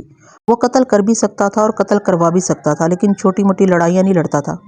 اس کی بیوی یعنی بشرا نے کسی کے ساتھ ناجائز تعلقات پیدا کر لیے ہوں گے، اس کے لیے یہ کوئی مذموم حرکت نہیں۔ اگر اس نے جمالی کو قتل کروا دیا تو میں حیران نہیں ہوں گا۔ سب انسپکٹر جگت سنگھ سدھو نے اسے کچھ اور سوال پوچھے اور پھر ہم نے اسے رخصت کر دیا۔ ان دنوں وہ ایک سرکاری محکمے میں ایک گزٹڈ پوسٹ پر تھا۔ بشرا کو ہم نے ہیڈ کوارٹر میں ہی روکا ہوا تھا۔ ہم جانتے تھے کہ وہ کتنی پریشان ہوگی، ہم اسے اس سے بھی زیادہ پریشان کرنا چاہتے تھے۔ اس عورت کے متعلق ہمیں جتنی بھی رپورٹیں ملی تھیں وہ اس کے خلاف جاتی تھی، وہ ہمارے سامنے جھوٹ بھی بول چکی تھی۔ اب ہم نے اسے تفتیش کی چکی میں پیسنا تھا، لیکن سدھو نے کہا کہ ابھی اسے رہنے دیں، رات کو اسے بلائیں۔ چنانچہ اسے ہم نے وہیں پابند رکھا۔ اس کی نگرانی پر جسے مقرر کیا گیا تھا اس نے ہمیں بتایا کہ وہ بیٹھی رو رہی ہے اور بہت ہی بے چین ہے۔ میں اور سندھو دوسرے کاموں میں مصروف ہو گئے۔ ہم نے ملٹری انٹیلیجنس کے ساتھ بھی رابطہ رکھا ہوا تھا۔ ہم تو دعا کرتے تھے کہ ملٹری انٹیلیجنس ہی قاتل کو پکڑ لے، لیکن ادھر فون کیا تو پتہ چلا کہ ابھی تک انہیں سراغ نہیں ملا۔ میں اور سندھو رات 11 بجے کے لگ بھگ اپنے ہیڈ کوارٹر میں گئے۔ بشرا کو جس ہیڈ کانسٹیبل کے حوالے کر رکھا تھا اسے کہا کہ وہ بشرا کو ہمارے کمرے میں بٹھا دے۔ ہم دونوں باہر کھڑے تھے۔ سندھو نے مجھے کہا کہ تم اکیلے اندر جاؤ اور اس عورت پر اپنی مسلمانی کا جال پھینکو اور اس کے ہمدرد بن جاؤ۔ مجھے گالیاں دینا اور کہنا کہ یہ سکھ کافر ہے، تمہیں نہیں چھوڑے گا۔ سندھو نے اپنے آپ کو 3 بڑی ننگی اور دلچسپ گالیاں دی اور کہا کہ یہ گالیاں دینا۔ میں اکیلا کمرے میں داخل ہوا اور دروازہ بند کر دیا۔ بشرا کرسی پر بیٹھی ہوئی تھی، مجھے دیکھتے ہی اٹھی اور جھپٹ کر میرے گلے لگ گئی۔ میں دراز قد آدمی ہوں، اس کا قد اتنا نہیں تھا۔ اس نے میرا چہرہ اپنے دونوں ہاتھوں میں لے لیا اور اپنے چہرے کے بالکل قریب کر لیا۔ اس نے بے حجابی کی 1-2 حرکتیں کی تو میں نے اپنے آپ کو سنبھال لیا اور اس کے کندھے پکڑ کر ذرا پیچھے کیا۔ وہ مجھے اپنا آپ پیش کر رہی تھی۔ مرد کے لیے یہ بڑا ہی صبر آزما امتحان ہوتا ہے۔ میں نے دھیان کسی اور طرف کر لیا۔ میں شاید اچھی طرح بیان نہیں کر سکا کہ وہ کتنی زیادہ کشش والی عورت تھی۔ اس کے ساتھ وہ مرد پر حاوی ہونا بھی جانتی تھی۔ میری جگہ اگر کوئی اور انسپکٹر ہوتا تو وہ اتنی خوبصورت پیشکش کو کبھی نہ ٹھکراتا۔ میں اپنے دماغ میں یہ خیال لے آیا کہ یہ عورت اپنے آپ کو پیش کر کے ثابت کر رہی ہے کہ وہ بھی گناہ نہیں، اور اس واردات میں اس کا پورا ہاتھ ہے۔ میرے پاس بہت زیور ہے، اس نے کہا، آپ یہ زیور بھی لے لینا۔ آج ہی نہیں، جب کبھی آپ مجھے بلایا کریں گے میں پہنچ جایا کروں گی۔ ذرا بیٹھو بشرا، میں نے کہا، میں تمہیں ایک مسلمان عورت سمجھ کر بچانا چاہتا ہوں۔ یہ سکھ تو تمہیں چھوڑے گا ہی نہیں۔ صحیح بات بتا دو، اس کے بعد میں تمہیں بتاؤں گا کہ میں کس طرح تمہیں بچا سکتا ہوں۔ میں تمہیں یہ بتا دیتا ہوں کہ جب تک سچ نہیں بولو گی یہاں سے جا نہیں سکو گی۔ میں ہر طرح آپ کی خدمت کروں گی۔ اس نے کہا، خدمت کا مطلب آپ سمجھ گئے ہیں۔ میں نے اپنا زیور بھی پیش کیا ہے۔ کوئی گھریلو عورت کسی تھانے دار کے ساتھ ایسی بے حجابی اور بغیرتی کے ساتھ یہ بات نہیں کرے گی۔ بشرا بھی گھریلو عورت تھی، لیکن اس نے جمالی سے یہ ہاتھ سیکھ لیے تھے۔ جمالی پولیس کے ساتھ تعلق رکھنے والا آدمی تھا اور وہ بشرا کے ساتھ پولیس اور جرائم کی زبان میں ہی باتیں کرتا ہوگا۔ بشرا کی اس پیشکش سے اس کے کردار کا اندازہ ہوتا تھا۔ بہرحال میں نے اسے اپنے جال میں لے لیا اور سب انسپکٹر سندھو نے جو طریقہ بتایا تھا میں نے وہ بھی استعمال کیا۔ حقیقت دراصل یہ تھی کہ بشرا کے پاؤں کے نیچے سے زمین نکل چکی تھی۔ اس نے اپنے پہلے خامند جہانگیر کو ہمارے پاس آتے اور بہت سی دیر بعد واپس جاتے دیکھ لیا تھا۔ اس سے بھی اسے اچھی خاصی بے چینی اور پریشانی ہو رہی تھی۔ اس نے مجھ سے پوچھا کہ جہانگیر کیا باتیں کر گیا ہے اور اس نے اس کے متعلق کیا کہا ہے۔ سب کچھ بتا دوں گا بشرا، میں نے کہا، وہ بہت کچھ بتا گیا۔ اس نے کوئی پردہ رہنے نہیں دیا۔ میں نے جھوٹ بولا۔ ہم دونوں جہانگیر کی دوسری بیوی سے بھی مل چکے ہیں، ہم اس کے گھر گئے تھے۔ تم کہتی ہو کہ اس لڑکی کے ساتھ تمہاری کوئی ملاقات نہیں ہوئی، لیکن لڑکی نے تو کوئی اور ہی قصہ سنا دیا۔ میں نے دیکھا کہ بشرا کے چہرے کا رنگ بالکل ہی بدل گیا تھا اور اس کی آنکھوں میں سفیدی سی آ گئی تھی۔ یہ گھبراہٹ کی انتہا کی علامت ہوتی ہے جو غشی تک بھی پہنچ جایا کرتی ہے۔ میں جان گیا کہ میرا اندھیرے میں چلایا ہوا تیر ٹھکانے پر جا لگا ہے۔ مجھ پر آپ کو کیا شک ہے؟ بشرا نے گھبرائے ہوئے لہجے میں پوچھا۔ مجھے شک نہیں، یقین ہے، میں نے کہا۔ تم نے خود اسے قتل نہیں کیا، کسی سے کروایا۔ اگر یہ بات بھی غلط ہے تو تم اتنا ضرور جانتی ہو کہ جمالی کو کس نے قتل کیا ہے۔ میں نے سوچا وہ میرے الزام سے انکار کرے گی، اور اگر اس نے سچ بولا بھی تو یہ کہے گی کہ فلاں شخص کے ساتھ جمالی کی دشمنی تھی، اور دشمنی کی وجہ کیا تھی۔ لیکن اس نے مجھ پر تو جیسے ایک بم پھینک دیا۔ پہلے وہ گھبرائی ہوئی تھی، اب میں چکرا گیا۔ جمالی کو میں نے نہیں، جہانگیر نے قتل کیا ہے، اس نے کہا۔ وہ کیسے؟ میں نے پوچھا، اور باہر جا کر سب انسپکٹر جگت سنگھ سندھو کو اندر بلا لیا۔ میں نے سندھو کو بتایا کہ یہ کیا کہہ رہی ہے، ہم اسے جھوٹ سمجھ رہے تھے۔ میں نے اسے پھر پوچھا کہ جہانگیر نے جمالی کو کہاں اور کس طرح قتل کیا ہے۔ اس نے قتل کی وجہ بتائی کہ جہانگیر کی دوسری بیوی اس کے پاس آتی رہتی تھی۔ اس کی نوجوان بیوی کا نام مریم تھا۔ مریم شادی کو تقریباً 1.5 سال ہو گیا تھا جب اس کی پہلی ملاقات بشرا کے ساتھ کسی گھر میں شادی کے موقع پر ہوئی۔ بشرا نے مریم کو بتایا کہ وہ جہانگیر کی پہلی بیوی ہے۔ پتہ چلا کہ مریم اس سے واقف ہے۔ بشرا نے اس کے ساتھ کچھ ایسا اچھا سلوک کیا کہ مریم اسے متاثر ہو گئی۔ اس کے بعد ان کی ملاقاتیں ہوتی رہیں۔ ان کی بے تکلفی اتنی بڑی کہ راز کی باتیں بھی ایک دوسرے کے ساتھ کرنے لگی۔ مریم نے بشرا کو بتایا کہ وہ جہانگیر سے تنگ آ چکی ہے۔ وجہ یہ بتائی کہ جہانگیر وہمی آدمی ہے اور اس کے چال چلن پر شبہ کرتا رہتا ہے۔ شبہ بھی ایسا کہ مریم کبھی چھت پر چلی جاتی تو جہانگیر اسے پوچھتا کہ کیا دیکھنے کے لیے چھت پر گئی تھی۔ دفتر سے جہانگیر واپس آتا تو پوچھتا کہ آج تمہیں ملنے کون آیا تھا۔ بشرا نے بتایا کہ مریم نے اپنی مرضی سے جہانگیر کے ساتھ شادی کی تھی اور اسے وہ اپنی محبت کی شادی کہتی تھی، لیکن جہانگیر نے اسے نہ صرف مایوس کیا بلکہ اس کی زندگی جہنم بنا ڈالی۔ بشرا نے اسے کہا کہ وہ بہت بڑی غلطی کر چکی ہے اور اب بھی وقت ہے کہ وہ اس بوڑھے آدمی سے جان چھڑا لے اور کسی جوان آدمی کے ساتھ شادی کر لے۔ ایک روز مریم بشرا کے گھر گئی اور بہت روئی۔ اس نے بشرا کو بتایا کہ کل شام جہانگیر نے اس کے منہ پر تھپڑ مارا ہے اور بات کچھ بھی نہیں تھی۔ وہی وہم والا معاملہ تھا۔ جہانگیر اسے کہتا تھا کہ میری غیر حاضری میں تم اپنے کسی یار کو گھر میں بلا لیتی ہو۔ یہ پہلا موقع تھا کہ مریم نے جہانگیر پر غصہ جھاڑا، جس کے جواب میں جہانگیر نے اس کے منہ پر تھپڑ جڑ دیا۔ باتوں باتوں میں مریم نے کہا کہ میرا بس چلے تو میں اس شخص کو زہر پلا دوں۔ بشرا نے اسے کہا کہ زہر پلاؤ گی تو ہی اس سے نجات حاصل کر سکو گی، ورنہ یہ آدمی مرتے دم تک تمہیں آزاد نہیں کرے گا۔ بشرا نے اسے بھڑکانا شروع کر دیا اور ساتھ ہی یہ بھی کہا کہ اس کی نظر میں ایک جوان آدمی ہے جو بہت ہی اچھا ہے اور وہ مریم کو چاہتا بھی ہے۔ بشرا نے اس آدمی کی بہت تعریفیں کی اور کہا کہ وہ جس طرح خوبرو ہے اسی طرح اس کی فطرت اور سیرت بھی پرکشش ہے۔ مریم بشرا سے متاثر تھی، یا یوں کہے کہ جہانگیر سے تنگ آ چکی تھی۔ اس نے بشرا سے کہا کہ اس آدمی کو ملوا دے یا کم سے کم دکھا ہی دے۔ بشرا نے مریم سے کہا کہ اس نے جوانی میں بڑی مشکل سے جہانگیر سے طلاق لی تھی۔ مختصر یہ کہ بشرا نے جہانگیر کے وہ نقائص اور وہ برائیاں بیان کرنی شروع کر دی جو جہانگیر میں نہیں تھی۔ وہ جھوٹ بول رہی تھی اور اپنی شیطانی فطرت کے مطابق مریم کے دل میں اس کے خاوند کے خلاف زہر بھر رہی تھی۔ بشرا کے بیان سے یہ بات سامنے ہے کہ بشرا مریم کے دماغ میں یہی بات ڈال رہی تھی کہ جہانگیر کو ختم کیے بغیر مریم کو آزادی نہیں مل سکتی۔ میں بشرا کا یہ بیان بہت ہی مختصر کر کے سنا رہا ہوں۔ اس نے چھوٹی چھوٹی باتیں بھی سنائی تھیں۔ وہ بے شک چالاک اور عیار عورت تھی، لیکن وہ جرائم پیشہ تو نہیں تھی اور زندگی میں پہلی بار اس کا پالا پولیس سے پڑا تھا۔ اس نے کچھ اور قسم کے گناہ کیے تھے، وہ گناہ نہیں کیے تھے جنہیں دنیا کا قانون پکڑ لیا کرتا ہے۔ اس ناتجربہ کاری میں وہ بولتی چلی گئی اور اس کی زبان سے ایسی باتیں بھی نکل گئی جو اس کی اپنی نیت کا اظہار کرتی تھی۔ اوے بشرا، سب انسپکٹر سندھو نے کہا، سیدھی بات کرو۔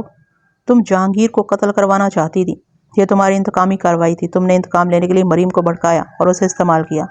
تم اگر دل کی ہر بات کہہ ہی رہی ہو تو یہ بھی کہہ دو کہ تم جہانگیر سے انتقام لینے کے لیے اسے قتل کروانا چاہتی تھی۔ ہاں بشرا، میں نے کہا، میں نے تمہارے ساتھ وعدہ کیا ہے کہ تمہیں بچا لوں گا، بشرطے کہ تم ہر بات بتا دو، پھر تمہیں بچانے کا ذریعہ نکل آئے گا۔ اس نے سر جھکا لیا۔ ہم سمجھ گئے کہ اسے جو بات کہی گئی ہے وہ بالکل سچ ہے، یعنی یہ عورت جہانگیر کو مروانا چاہتی تھی۔ اس نے سر اٹھایا اور ہم دونوں کی طرف باری باری دیکھ کر ذرا دبی سی زبان میں کہا کہ وہ جہانگیر کو مروانا چاہتی تھی اور مریم کے ساتھ اس کی کوئی جذباتی دلچسپی نہیں تھی۔ اس نے جب یہ بات کی تو میں نے اور سندھو نے بھی اسے بہت شاباش دی، جیسے اس نے کوئی پائے کی غزل سنا دی ہو۔ ہم نے اس کی حوصلہ افزائی کی اور یہ بھی کہا کہ اسے ہم گرفتار نہیں کریں گے، وہ اپنا بیان اور زیادہ واضح کر کے دے۔ اس کی زبان رواں ہو چکی تھی، بلکہ کہنا یہ چاہیے کہ اس کی زبان بے لگام ہو گئی تھی، اور یہ ہم دو تھانے داروں کا کمال تھا۔ وہ ہم کو کوئی بات کہتی تھی تو ہم دونوں اس طرح اسے داد دیتے تھے جس طرح آپ نے مشاعروں میں لوگوں کو داد دیتے دیکھا ہوگا۔ اس کی عیاریاں اور چالاکیاں ختم ہو چکی تھیں۔ یہ تو اس نے تسلیم کر لیا کہ وہ جہانگیر کو مروانا چاہتی تھی۔ جہانگیر نے پہلے ہمیں بتا دیا تھا کہ یہ عورت کینہ پرور ہے اور انتقام لے کر ہی رہتی ہے۔ مریم تو اسے ایک بہانہ یا ذریعہ مل گیا تھا۔ اس نے کہا کہ مریم کو اس نے جہانگیر کے خلاف اتنا بھڑکایا اور ایسے جھوٹ بولے کہ مریم تیار ہوگی جیسے اس رات وہ جہانگیر کو قتل کر دے گی۔ مریم بار بار ایک ہی بات کہتی تھی کہ وہ جہانگیر کو زہر پلا کر ہی مار سکتی ہے۔ بشرا نے اسے کہا کہ اس طرح وہ پکڑی جائے گی اور اس کی باقی عمر جیل میں گزرے گی۔ آخر بشرا نے کہا کہ وہ جمالی کے ساتھ بات کرے گی اور کوئی ایسا طریقہ سامنے آ جائے گا کہ جہانگیر قتل بھی ہو جائے گا اور قتل کا کوئی سراغ نہیں ملے گا۔ اس روز بشرا نے مریم کو تسلی دلاسا دے کر اور پیار محبت کر کے گھر بھیج دیا اور اسے یقین بھی دلایا کہ اس کا کام ہو جائے گا اور اس کے بعد بشرا اس کی شادی خود کروائے گی۔ مریم چلی گئی۔ شام کو جمالی گھر آیا تو بشرا نے اس کے سامنے یہ مسئلہ رکھا۔ بشرا نے ہمیں سنایا تھا کہ جمالی کو جہانگیر کے قتل کے لیے کس طرح تیار کیا تھا۔ جمالی کے دل میں بشرا کی محبت تھی جس کی خاطر وہ بشرا کی بات مان گیا۔ اس نے بشرا سے کہا کہ کسی طرح مریم کو اس سے ملوا دے اور ملنے کی جگہ گھر ہی بہتر ہے۔ بشرا نے ایک عورت کی معرفت مریم کو پیغام بھجوا دیا۔ یہ عورت بشرا کے اعتماد کی عورت تھی۔ اس عورت نے مریم کو پیغام پہنچا دیا اور دوسرے دن جب جہانگیر اپنے دفتر چلا گیا تو مریم بشرا کے گھر پہنچ گئی۔ جمالی گھر میں ہی تھا۔ جمالی نے جب مریم کو دیکھا تو وہ فوراً جہانگیر کے قتل کے لیے تیار ہو گیا۔ بشرا نے کوئی ایسی بات تو ہمیں نہ سنائی، لیکن ہم دونوں تھانے دار سمجھ گئے کہ جمالی نے مریم کو نظر میں رکھ لیا تھا اور اس کی نظر بڑی ہی میلی تھی۔ جمالی ایسے کام اچھے خاصے پیسے لے کر اپنے گروہ کے کسی آدمی سے کروا دیا کرتا تھا، لیکن یہ کام وہ خود اپنے ہاتھوں سے کرنے پر تیار ہو گیا۔ اس نے مریم سے ایک پیسہ بھی نہیں لینا تھا، لیکن اس نے یہ کام بلا اجرت نہیں کرنا تھا۔ مریم مجسم اجرت تھی اور بڑی ہی دلکش اجرت تھی۔ اس نے مریم اور بشرا کو قتل کا ایک محفوظ طریقہ بتایا، جو یہ تھا کہ ایک رات مقرر کر لی جائے گی اور اس رات مریم باہر کے دروازے کی زنجیر یا چٹھنی نہیں چڑھائے گی۔ آدھی رات کے وقت جمالی آئے گا اور مریم اس کا استقبال دروازے میں کرے گی اور پھر جمالی اندر جا کر سوئے ہوئے جہانگیر کا گلا ہاتھوں سے دبا دے گا۔ وہ جب مر جائے گا تو ایک رسی ساتھ والے کمرے کے چھت والے پنکھے کے ساتھ باندھ کر اس کا پھندا جہانگیر کے گلے میں ڈال دیا جائے گا۔ نیچے ایک کرسی فرش پر گرا دی جائے گی۔ مریم رات کو شور شرابہ کرے گی۔ جمالی جا چکا ہوگا۔ مریم کے شور پر پڑوسی آئیں گے تو مریم انہیں اندر لے جا کر دکھائے گی کہ اس کے خاوند نے خودکشی کر لی ہے۔ وہ یہ بھی بتائے گی کہ وہ بیت الخلاء میں چلی گئی تھی، وہاں سے آئی تو خاوند بستر پر نہیں تھا، ساتھ والے کمرے میں گئی تو اسے پنکھے کے ساتھ لٹکا دیکھا۔ لوگ پولیس کو رپورٹ کریں گے تو جب تھانے دار آئے گا تو مریم یہ بیان دے گی کہ تھوڑے ہی دنوں سے جہانگیر نے مریم سے یہ کہنا شروع کر دیا تھا کہ میں بہت بوڑھا ہو گیا ہوں، تمہارے قابل نہیں رہا۔ مریم اسے بہلاتی تھی، لیکن وہ روز بروز مغموم اور اداس ہوتا جا رہا تھا۔ اس شام کو بھی جہانگیر نے مریم سے کہا تھا کہ میں تمہیں آزاد کر دوں گا، اس طرح پولیس یہ لکھ لے گی کہ جہانگیر نے خودکشی کی اور کام بن جائے گا۔ قتل کے لیے رات مقرر کر لی گئی۔ بشرا نے اپنے بیان میں کہا کہ آدھی رات کے وقت جمالی جہانگیر کو قتل کرنے کے لیے گھر سے چل پڑا۔ بشرا خوش بھی تھی کہ اس کا انتقام پورا ہو جائے گا، اور وہ تھوڑی تھوڑی دیر بعد گھبرا بھی جاتی تھی کہ جمالی پکڑا ہی نہ جائے یا کوئی ایسی وجہ نہ ہو جائے کہ کام بن ہی نہ سکے۔ وہ تھوڑی تھوڑی دیر بعد دروازے پر جاتی اور باہر جا دیکھتی تھی۔ ایک بار پھر وہ باہر آئی، مین دیوڑی میں پہنچی تو دیکھا کہ ایک کواڑ کھلا ہوا ہے اور دیوڑی کے فرش پر کوئی آدمی پڑا۔ اس کا تو خون ہی خشک ہو گیا۔ ابھی اسے معلوم نہیں تھا کہ یہ اس کا خاوند جمالی ہے اور یہ زندہ نہیں۔ اس نے دیوڑی کی بتی جلائی تو اس نے دیکھا کہ یہ تو جمالی ہے۔ جمالی کی لاش اوندے منہ پڑی تھی۔ بشرا نے لاش پیٹ کے بل کی اور اس کی نبض دیکھی، پھر دل پر ہاتھ رکھا تو اسے پتا چلا کہ یہ تو مرا ہوا ہے۔ اس کے ہونٹوں پر بھی خون تھا اور ناک سے بھی خون نکل رہا تھا، لیکن وہیں جم گیا تھا۔ تب اس نے بڑی زور زور سے چیخیں ماری اور گلی میں نکل کر پڑوسیوں کو آوازیں دی تو لوگ اکٹھے ہو گئے۔ اس کے بعد جو ہوا وہ میں پہلے سنا چکا ہوں۔ اب یہ بتاؤ بشرا، میں نے پوچھا، تم نے یہ کیسے کہہ دیا کہ جمالی کو جہانگیر نے قتل کیا ہے؟ کیا تمہیں اس کا کوئی ثبوت ملا تھا؟ میں نے صرف شک ظاہر کیا ہے، بشرا نے جواب دیا۔ وہ جہانگیر کو قتل کرنے گیا تھا، اس لیے مجھے یہ خیال آتا ہے کہ جہانگیر بیدار ہو گیا ہوگا اور اس نے جمالی کو قتل کر دیا ہوگا، اس کی لاش گھر میں پھینک گیا ہوگا۔ میں اور سب انسپکٹر جگت سنگھ سدھو بیک وقت ہنس پڑے۔ بے بنیاد بات تھی کہ ایک معزز آدمی کسی کو قتل کر دے اور اس کی لاش اٹھا کر اس کے گھر چھوڑائے۔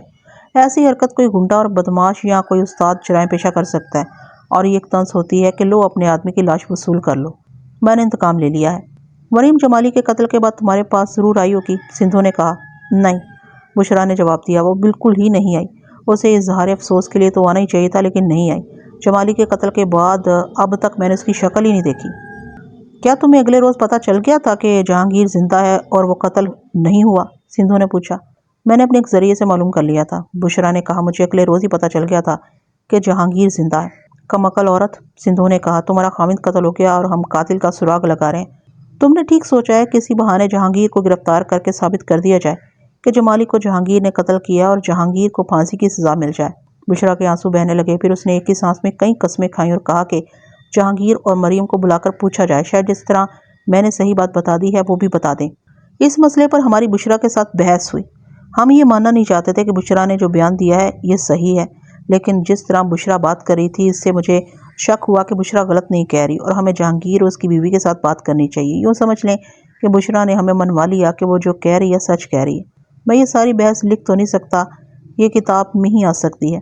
جہانگیر اور اس کی بیوی کو شامل تفتیش کرنا اس خیال سے بھی ضروری سمجھا کہ یہ تصدیق یا تردید ہو جائے گی کہ بشرا کا بیان صحیح ہے یا غلط۔ اگر اس کا بیان غلط ہوا تو اس کا مطلب یہ ہوگا کہ اپنے خاوند جمالی کے قتل میں وہ برابر کی شریک ہے۔ اگلے روز ہم نے جہانگیر کو اطلاع بھجوا دی کہ وہ جتنی جلدی ہو سکے اپنی بیوی کو ساتھ لے کر کرائم برانچ کے ہیڈ کوارٹر میں ہمارے پاس پہنچ جائے۔ بشرا گھر جانے کو بےتاب تھی اور وہ بار بار کہہ رہی تھی کہ اسے جانے دیا جائے، لیکن ہم اسے ابھی چھوڑ نہیں سکتے تھے۔ آپ نے نوٹ کیا ہوگا کہ وہ تفتیش کو ایسے چوراہے پر لے آئی تھی جہاں یہ فیصلہ کرنا مشکل ہو گیا تھا کہ ہمارا راستہ کون سا ہے۔ بشرا کو ہم نے وہیں پابند رکھا۔ اس کے سونے کے لیے الگ کمرہ تھا اور کھانے پینے کا اچھا خاصا انتظام تھا۔ اگلے روز 12 بجے جہانگیر اپنی بیوی کو ساتھ لے کر آ گیا۔ اس کی بیوی کو میں نے پہلی بار دیکھا۔ 22-23 سال کی اچھی خوبصورت اور سمارٹ لڑکی تھی۔ اس کے مقابلے میں جہانگیر کے چہرے پر بڑھاپے کے آثار واضح نظر آ رہے تھے، لیکن وہ بوڑھا لگتا نہیں تھا۔ مریم کم عمری کے باوجود اس کے ساتھ اچھی لگ رہی تھی۔ میں یہ بھی بتا دوں کہ اس وقت لڑکیوں کے قد آج کل کی طرح ڈیٹ بلست نہیں ہوا کرتے تھے، بلکہ لڑکیوں کے قد آج کل کے لڑکوں سے اونچے اور پرکشش ہوتے تھے۔ میں نے اور سندھو نے فیصلہ کیا کہ پہلے اس لڑکی سے بیان لیا جائے۔ ہم نے اس کی کمزور اور دکھتی رگ کو پکڑنا تھا۔ یہ لڑکی مریم گھریلو ٹائپ کی لگتی تھی اور ویسے بھی نو عمر تھی، اسے ہم جلدی توڑ سکتے تھے۔ پولیس کا طریقہ تفتیش بھی یہی ہوتا ہے۔ میں نے جہانگیر سے کہا کہ وہ دوسرے کمرے میں بیٹھ جائے اور اپنی بیوی کو ہمارے پاس رہنے دے اور بالکل بے فکر ہو جائے، اسے 2-4 باتیں پوچھنی ہیں۔ جہانگیر جب دوسرے کمرے کی طرف چلا تو مریم کے چہرے پر صاف گھبراہٹ آ گئی اور وہ اٹھ کر جہانگیر کے پیچھے چل پڑی۔ سندھو چپ رہا۔ میں نے مریم سے کہا کہ وہ ہمارے پاس بیٹھے۔ جہانگیر نے بھی رک کر اسے تسلی دلاسا دیا اور ہمارے پاس بٹھا دیا۔ جہانگیر دوسرے کمرے میں چلا گیا۔ کرائم برانچ کے پولیس آفیسر اور دوسرے لوگ وردی نہیں پہنا کرتے تھے، پرائیویٹ کپڑوں میں ہی رہتے تھے۔ اگر ہم وردی میں ہوتے تو اس نوعمر لڑکی کا اور زیادہ برا حال ہو جاتا۔ پولیس کا ڈر کچھ ایسا ہی ہوتا ہے۔ مریم، میں نے بڑے پیار سے کہا، ہم سے کیوں ڈرتی ہو؟ تمہاری طرح انسان ہیں ہم تمہیں کھا تو نہیں جائیں گے، نہ یہاں کوئی تمہارے جسم کو ہاتھ لگائے گا۔ ہم پولیس کے آدمی ہیں اور پولیس کا فرض ہے کہ شہریوں کی عزت کی حفاظت کرے۔ تم سے 1-2 باتیں پوچھنی ہیں۔ مجھ سے آپ کیا پوچھنا چاہتے ہیں؟ اس نے گھبراہٹ سے ہکلاتی ہوئی زبان میں پوچھا۔ بشرا کو تم جانتی ہو؟ وہ بھی یہی ہے، اس کے ساتھ تمہاری دوستی ہے؟ نہیں۔ مریم فوراً اٹھ کھڑی ہوئی اور روتے ہوئے سے لہجے میں کہنے لگی، آپ جہانگیر صاحب سے بات کریں، میں کچھ نہیں جانتی۔ جہانگیر صاحب کو بلائیں، میں بشرا کو نہیں جانتی۔ وہ ضدی بچے کی طرح رونے بھی لگی اور ہمارے لیے اس پر قابو پانا مشکل ہو گیا۔ میں نے اس کا بازو پکڑ کر بٹھانے کی کوشش کی تو اس نے بڑی زور سے اپنا بازو چھڑا لیا اور اس کمرے کے دروازے کی طرف چل پڑی جس کمرے میں جہانگیر کو ہم نے بھیجا تھا۔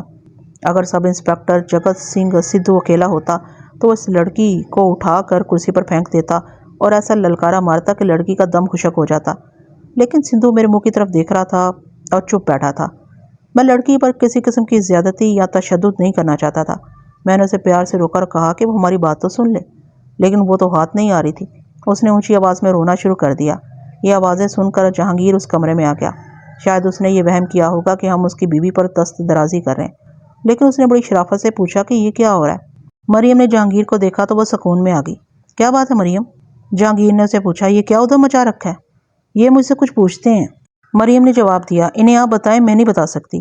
میں نے جہانگیر کو اپنے کمرے میں بٹھا لیا اور اسے کہا کہ ہم نے تفتیش کرنی ہے اور وہ اپنی بیوی سے کہے کہ یہ ہمارے ساتھ تعاون کرے۔ اس موقع پر سندھو بول پڑا۔ اس نے جہانگیر سے کہا کہ آپ پولیس والوں کو اچھی طرح سے جانتے ہیں، یہاں پتھر دل ڈکیت بھی آ کر موم ہو جاتے ہیں۔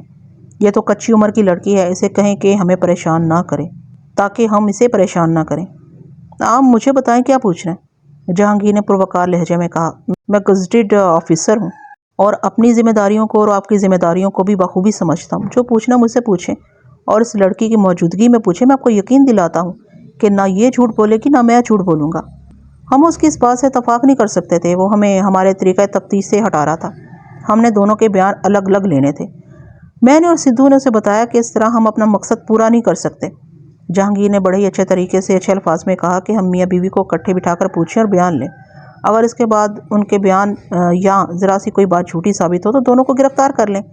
یہ تو میں نے دیکھ لیا تھا کہ مریم کے منہ سے بات نکلوانا بڑا مشکل تھا۔ یہ خطرہ بھی تھا کہ اسے زبردستی بات کہلوائی گئی تو یہ اوٹ پٹانگ اور بے بنیاد باتیں شروع کر دے گی۔ کچھ دیر ہماری بحث چلی۔ सिंधु मुझसे पहले बोला और कहने लगा कि चलो इन दोनों को इकट्ठे ही बिठा लेते हैं। मैंने बादल नखास्ता सिंधु की तायद कर दी।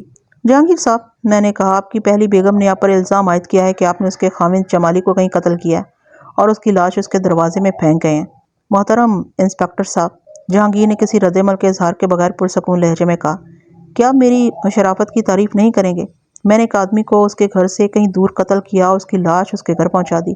अलबत्ता ये मेरी बदअहलाकी है कि मैं अपने मकतूल के कफन दफन के इंतजामात के लिए उसके घर रुका नहीं। ये बात तो हम भी तस्लीम नहीं करते। मैंने कहा, लेकिन आपकी साबका बेगम ने एक और बात सुनाई है।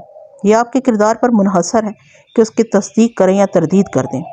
उसने कहा कि उसे ये बात सुनाई जाए। मैंने उसे वो सारा बयान सुना दिया जो बुशरा ने दिया था और जहांगीर उसकी बीवी मरियम को उसमें मुलविस किया था। मैंने उस वक्त मरियम का चेहरा देखा, बिल्कुल पीला पड़ गया था और शायद उसके हाथ कांप रहे थे। मोहतरम, जहांगीर ने कहा, इस औरत ने मेरे खिलाफ या मेरी इस बीवी के खिलाफ कोई सबूत पेश नहीं किया, कोई शहादत पेश नहीं की, ना ही उसने ये बताया कि इस वाक़े का कोई यानी शाहिद है। आप खुद हैरान होते होंगे कि एक कातिल अपने मकतूल की लाश उठाकर उसके घर रखाया या फेंक आया।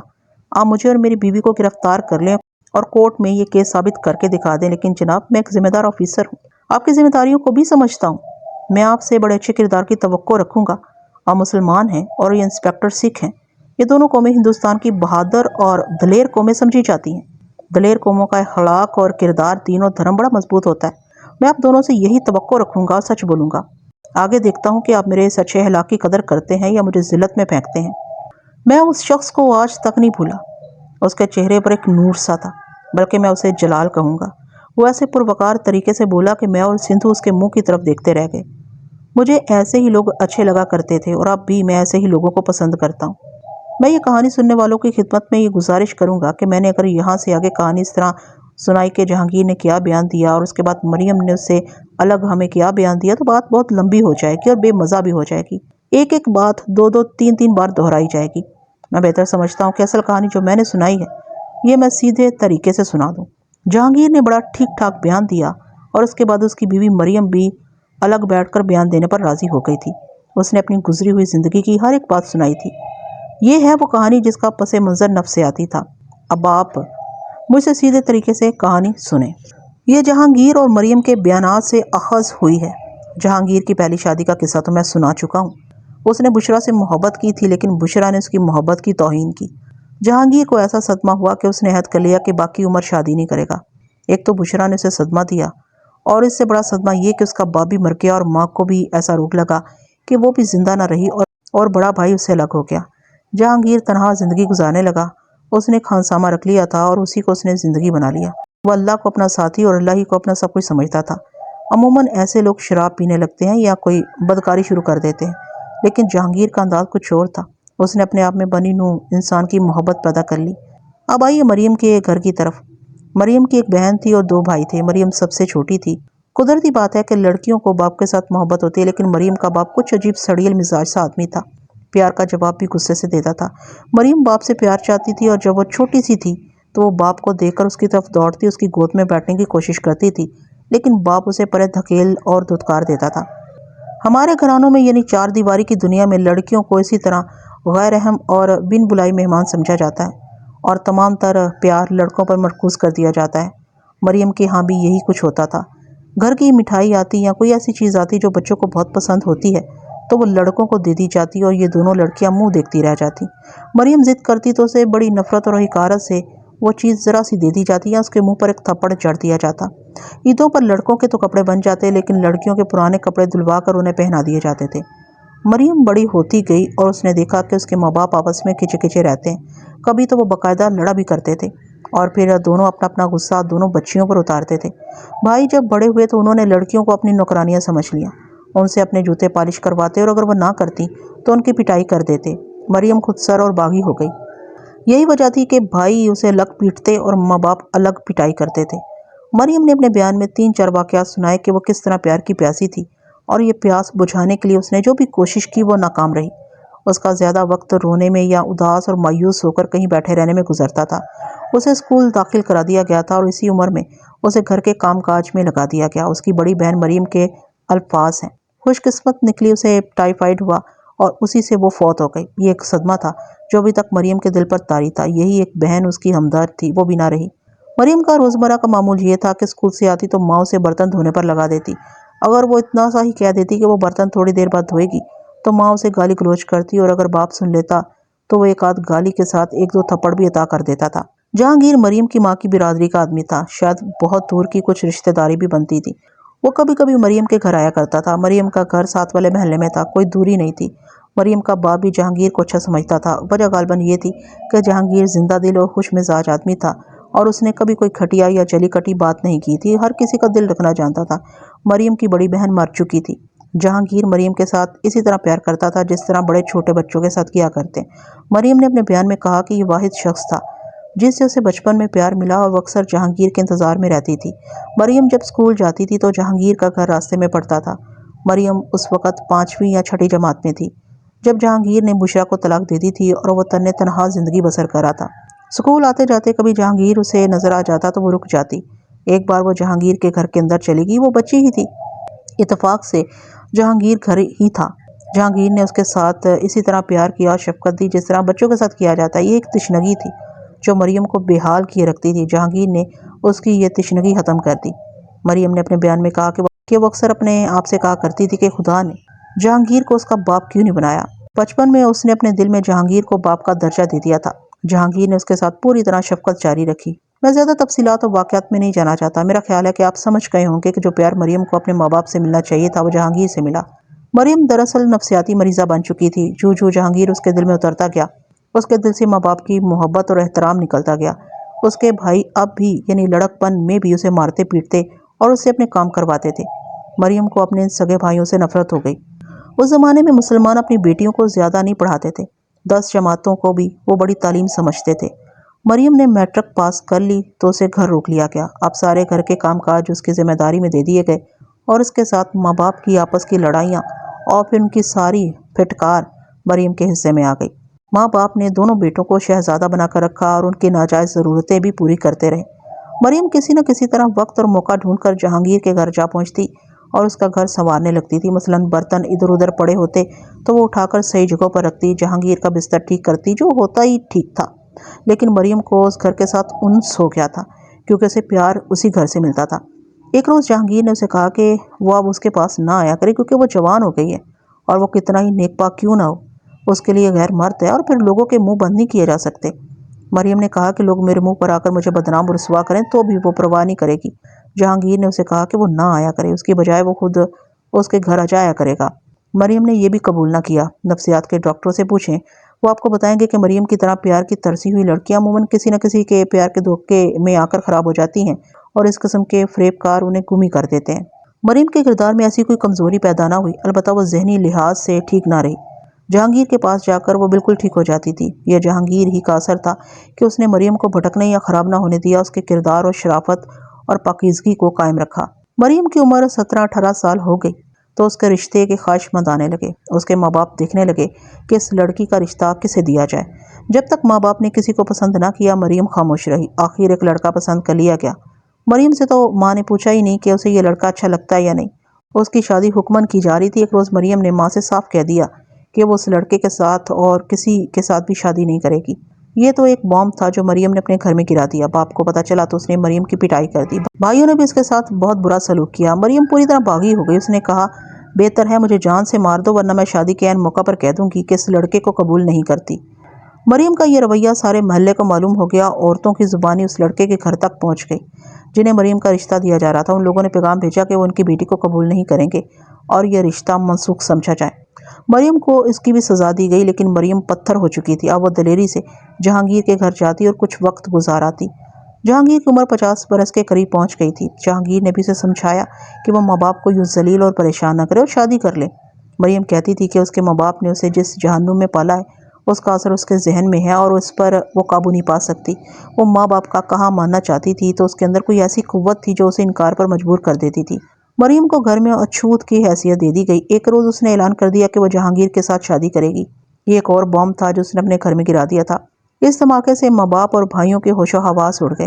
ان کے لیے ایک صدمہ تو یہ تھا کہ مریم اپنی عمر کا کوئی رشتہ قبول نہیں کرتی تھی، اور اب دوسرا صدمہ یہ ہوا کہ ان کی بیٹی کا ذہنی توازن بگڑ گیا۔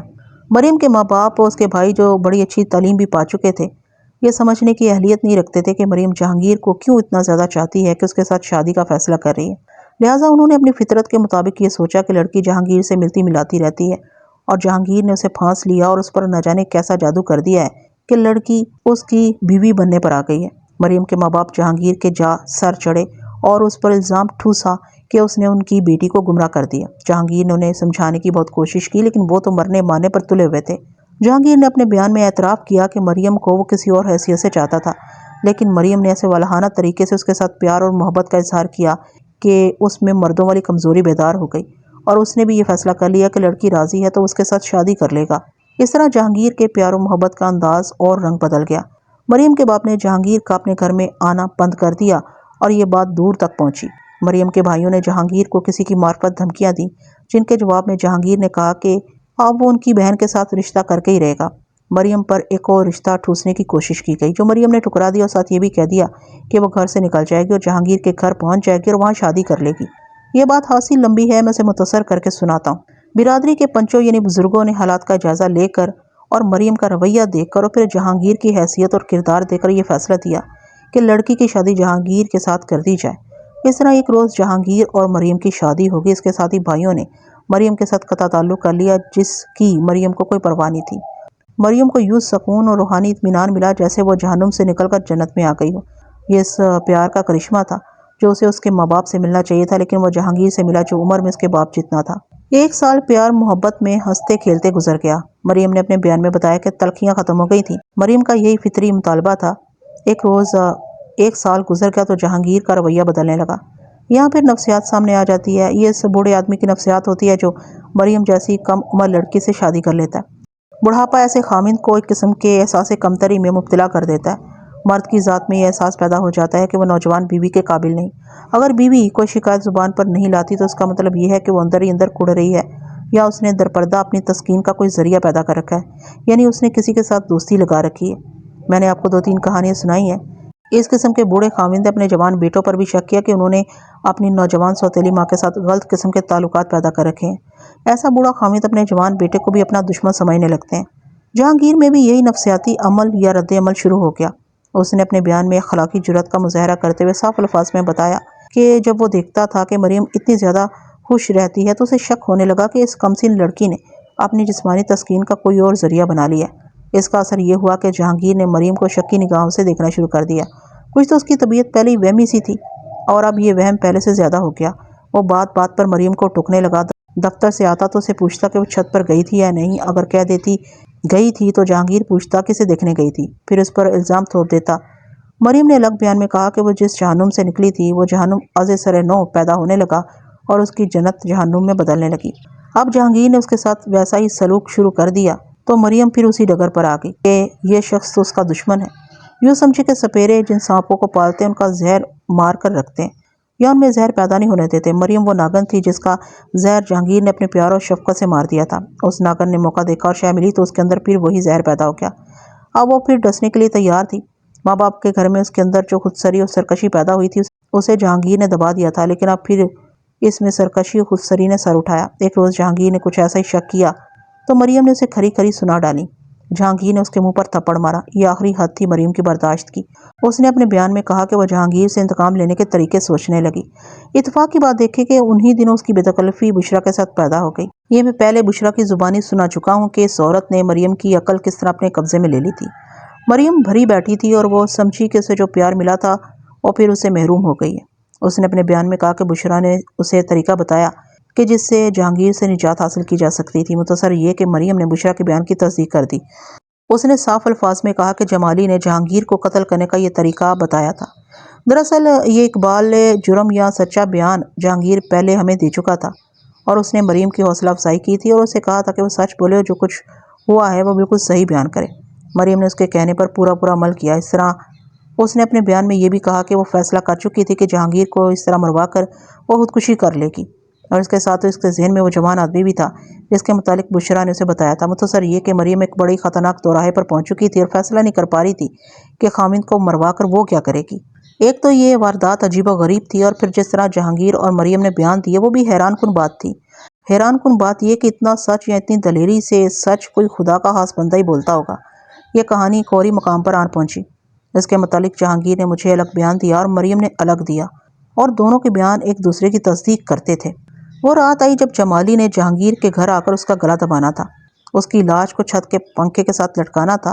جہانگیر کو تو معلوم ہی نہیں تھا کہ یہ رات اس کی زندگی کی آخری رات ہو سکتی ہے۔ وہ تو روزمرہ کی طرح سویا اور پھر نیند نے اسے بالکل بے خبر کر دیا۔ مریم کو نیند نہیں آ رہی تھی۔ کسی کو سوتے میں قتل کر دینا آسان ہے، لیکن قتل کرنا آسان کام نہیں۔ یہ قتل ایسی نوعیت کا تھا جو ایک خوفناک ڈرامہ تھا۔ مریم کو پوری طرح یقین نہیں تھا کہ یہ ڈرامہ کامیاب ہو جائے گا۔ اسے یہ ڈر بھی تھا کہ جمالی کے آنے سے پہلے جہانگیر کی آنکھ نہ کھل جائے۔ مریم لیٹ تو گئی لیکن نیند نہ آئی۔ اس کے ذہن میں کشمکش جاری ہو گئی اور جمالی کے آنے کا وقت قریب آ گیا، اور اب کسی بھی لمحے جمالی نے آ جانا تھا۔ مریم اٹھ بیٹھی۔ کمرے میں 0 نمبر بلب جل رہا تھا۔ اس نے سوئے ہوئے جہانگیر کو دیکھا۔ وہ گہری نیند سویا ہوا تھا اور سکون کی سانسیں لے رہا تھا۔ مریم کی نظریں اس کے چہرے پر جم گئیں۔ آہستہ آہستہ مریم کا ذہن پیچھے گزرے ہوئے دنوں کی طرف چل پڑا۔ اسے اپنے گھر کی اذیتیں اور تلخیاں یاد آئیں، اور پھر سے وہ جہانگیر یاد آیا جو اس کے مجروح جذبات کو پیار سے سہلا لیا کرتا تھا۔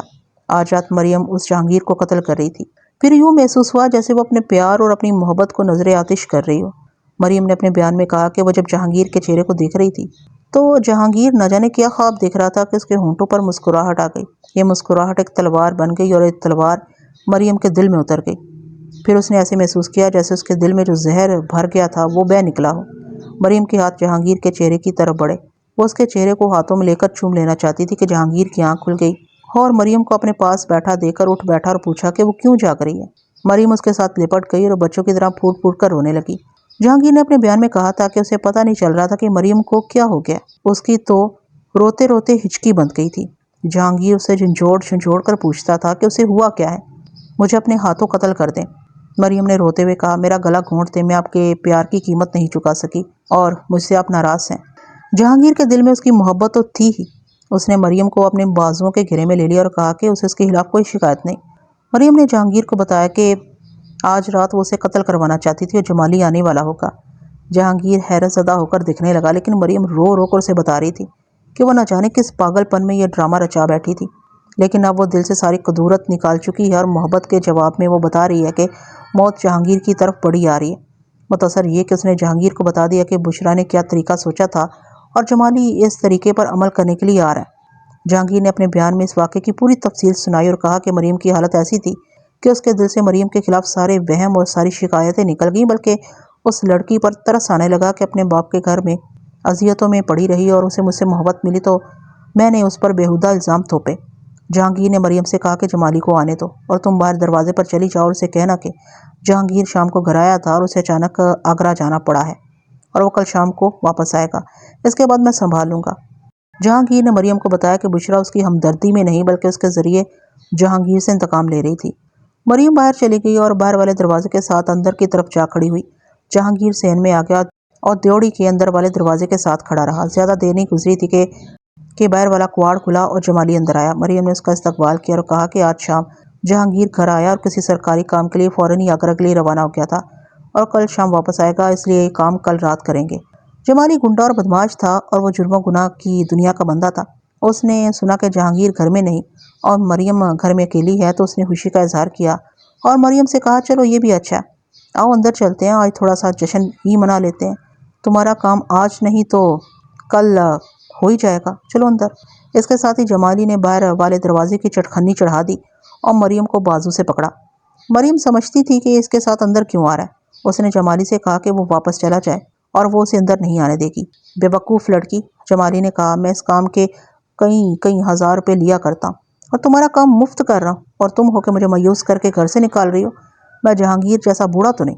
مریم نے لپک کر باہر والے دروازے کی چٹخنی کھول دی اور جمالی سے کہا کہ وہ چلا جائے اور پھر یہاں کبھی نہ آئے، لیکن جمالی نے اس کا بازو پکڑا اور اسے اندر کی طرف گھسیٹنے لگا۔ مریم اچھل کود رہی تھی۔ جمالی نے اسے کمر سے دبوچ کر اٹھانے کی کوشش کی لیکن مریم پوری طرح مزاحمت کر رہی تھی۔ جہانگیر ڈیوڑی والے دروازے کے ساتھ صحن کی طرف کھڑا تھا۔ اس نے چوں ہی دیکھا کہ جمالی دست درازی پر اتر آیا تو وہ دبے پاؤں دوڑتا باورچی خانے میں گیا اور وہاں سے مرچ مسالہ رگڑنے والا ڈنڈا لے آیا۔ آپ جانتی ہیں یہ ڈنڈا کتنا وزنی ہوتا ہے۔ جہانگیر نے اپنے بیان میں بتایا کہ اس کا ارادہ قتل کا نہیں تھا، ایسا ارادہ ہوتا تو وہ باورچی خانے سے چھری لے آتا۔ جہانگیر ڈیوڑی میں داخل ہوا۔ ڈیوڑی میں اندھیرا تھا، سوئچ اندر والے دروازے کے ساتھ تھا۔ جہانگیر نے سوئچ آن کر کے ڈیوڑی روشن کر دی उस वक्त जमाली मरियम को अंदर वाले दरवाजे की तरफ घसीट रहा था। उसने मरियम का बाजू पकड़ा रखा था। जहांगीर ने इतना वजनी और मोटा डंडा घुमाकर पूरी ताकत से जमाली के सर पर मारा। जमाली के हाथ से मरियम का बाजू छूट गया और वो चकरा कर गिरा। जहांगीर ने देखा तो जमाली अभी सांस ले रहा था। उसका ख्याल था कि ये होश में आए तो उसे घर से बाहर निकाल दे। वो जमाली को और ज़्यादा मारना नहीं चाहता था। मरियम ने घबराकर जहांगीर से कहा कि देखें, ये मर ही तो नहीं गया। जहांगीर ने जमाली की नब्ज़ देखी, फिर दिल पर हाथ रखा और फिर उंगली उसकी नाक पर रखी तो पता चला कि वो मर चुका है। मरियम बहुत ही घबराई, लेकिन जहांगीर ज़रा भी घबराया हुआ नहीं था। मेरे एक सवाल का जवाब देते हुए जहांगीर ने बताया कि उस वक्त जमाली की नाक और मुंह से ज़रा सा भी खून नहीं निकला था। जहांगीर ने अपने बयान में कहा कि उस पर कुछ ऐसी कैफियत तारी हो चुकी थी जिसमें ज़रा सा भी खौफ नहीं था कि उसने एक आदमी को कत्ल कर दिया है। वो जानता था कि बुशरा ने उससे इंतकाम लेने के लिए मरियम को इस्तेमाल किया था और जमाली को भेजा था। उसने सोचा क्यों ना बुशरा का खामिद उसे वापस दे दूँ। उसने जमाली की लाश इस तरह अपने कंधे पर उठाई कि लाश का सर जहांगीर की पीठ के पीछे लटक रहा था और टांगे आगे को थी। जमाली दुबला पतला आदमी था और उसके मुकाबले में जहांगीर घटा हुआ और तंदुरुस्त था। इस तरह जहांगीर बेखौफ व खतर जमाली की लाश उठा उसके घर पहुंचा, दरवाजे का कबाड़ खोला और उसे दरवाजे के अंदर फेंका और वहां से बड़े इत्मीनान से वापस आ गया। वक्त आधी रात के बाद का था, इसलिए गलियां सुनसान पड़ी थी। उसे जाते और आते किसी ने भी ना देखा। वो खून के कतरे जो गलियों में देखे गए थे, उनके मुतालिक मेरी राय ये है कि जमाली का दिमाग पट गया था और उसका खून अंदर ही जमा हो गया था। जहांगीर ने जब लाश उठाई तो उसका सर पीछे को लटका तो खून नाक के रास्ते बाहर गिरता रहा। जहांगीर ने बताया कि जब वो वापस आया तो मरियम ने उसे बताया कि उसके कपड़ों पर पीछे की तरफ खून लगा हुआ है। मरियम ने उसी वक्त वो कपड़े अच्छी तरह धो डाले।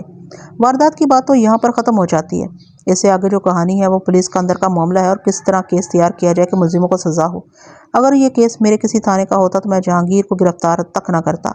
मकतूल जराइम पेशा और गुंडा था और उसे बीवी ने इस्तेमाल किया था और बीवी भी अच्छे किरदार की नहीं थी, लेकिन मजबूरी ये थी कि ये क्राइम ब्रांच थी जहाँ हम कोई रियायत नहीं कर सकते थे। सब इंस्पेक्टर जगत सिंह सिद्धू ने अचानक मुझे बाजू से पकड़ा और इशारा किया कि मैं उसके साथ दूसरे कमरे में चलूँ। मैं उसके साथ दूसरे कमरे में चला गया। क्या ख्याल है मलक जी? उसने कहा, अगर ये मेरे थाने का केस होता तो मैं यहीं गोल मोल कर देता। इन मियाँ बीवी को तो मैं कभी सजा नहीं होने दूंगा। मुझे सिंधु की ये बात सुनकर खुशी हुई। वो मेरे ख्याल और इरादे की तायद कर रहा था। हमने आपस में तय कर लिया और फिर जहांगीर, मरियम और बुशरा को बाकायदा गिरफ्तार करके उनके खिलाफ केस तैयार करना शुरू कर दिया। अमूमन ये होता है कि ये यकीन हो जाए कि यही शख्स असल मुजरिम है, लेकिन शहादत की कमी है तो कमी पूरी कर ली जाती है, जिसे पैडिंग कहते हैं। मकसद ये होता है कि मुजरिम बच कर ना जाए, लेकिन इस केस में हमने ज़रा सी भी पैडिंग न की और दानिस्ता ऐसी दो कमज़ोरियाँ रख दी जिनकी जिम्मेदारी हम पर आयद नहीं हो सकती थी और उन्हें कोर्ट में ही जाकर ज़ाहिर होना था। बहरहाल ये पुलिस के अंदर के मामले हैं जो आपकी दिलचस्पी के नहीं। आपको कहानी सुना दी। हुआ ये कि सेशन कोर्ट में केस चला तो सेशन जज, जो कि हिंदू था, बहुत ही काबिल कानूनदान था, उसने तीनों को बरी कर दिया। उसका फैसला खासा लंबा था। उसमें उसने एक फिक्रा भी लिखा था कि अकल तस्लीम नहीं करती कि एक मोअज़्ज़ज़ आदमी जिसने कभी छोटे से जुर्म की भी नहीं सोची थी, वो एक आदमी को कत्ल कर दे और फिर उसकी लाश उठाकर उसके घर छोड़ाए। ये तो सेशन जज के अल्फाज थे। मुझे जहांगीर के अल्फाज भी आज तक याद हैं। मैंने बुशरा का खामिद उसे वापस कर दिया था। नाजरीन, उम्मीद करती हूँ कि कत्ल का ये दिलचस्प केस आपको वाकई पसंद आया होगा। अगर पसंद आया तो लाइक प्लीज़ ज़रूर कर दिया करें और कमेंट और शेयर भी लाजमी से किया करें। और मुझे इजाज़त दीजिए ऐसी ही किसी अच्छी सी कहानी तक के लिए। अल्लाह हाफिज़।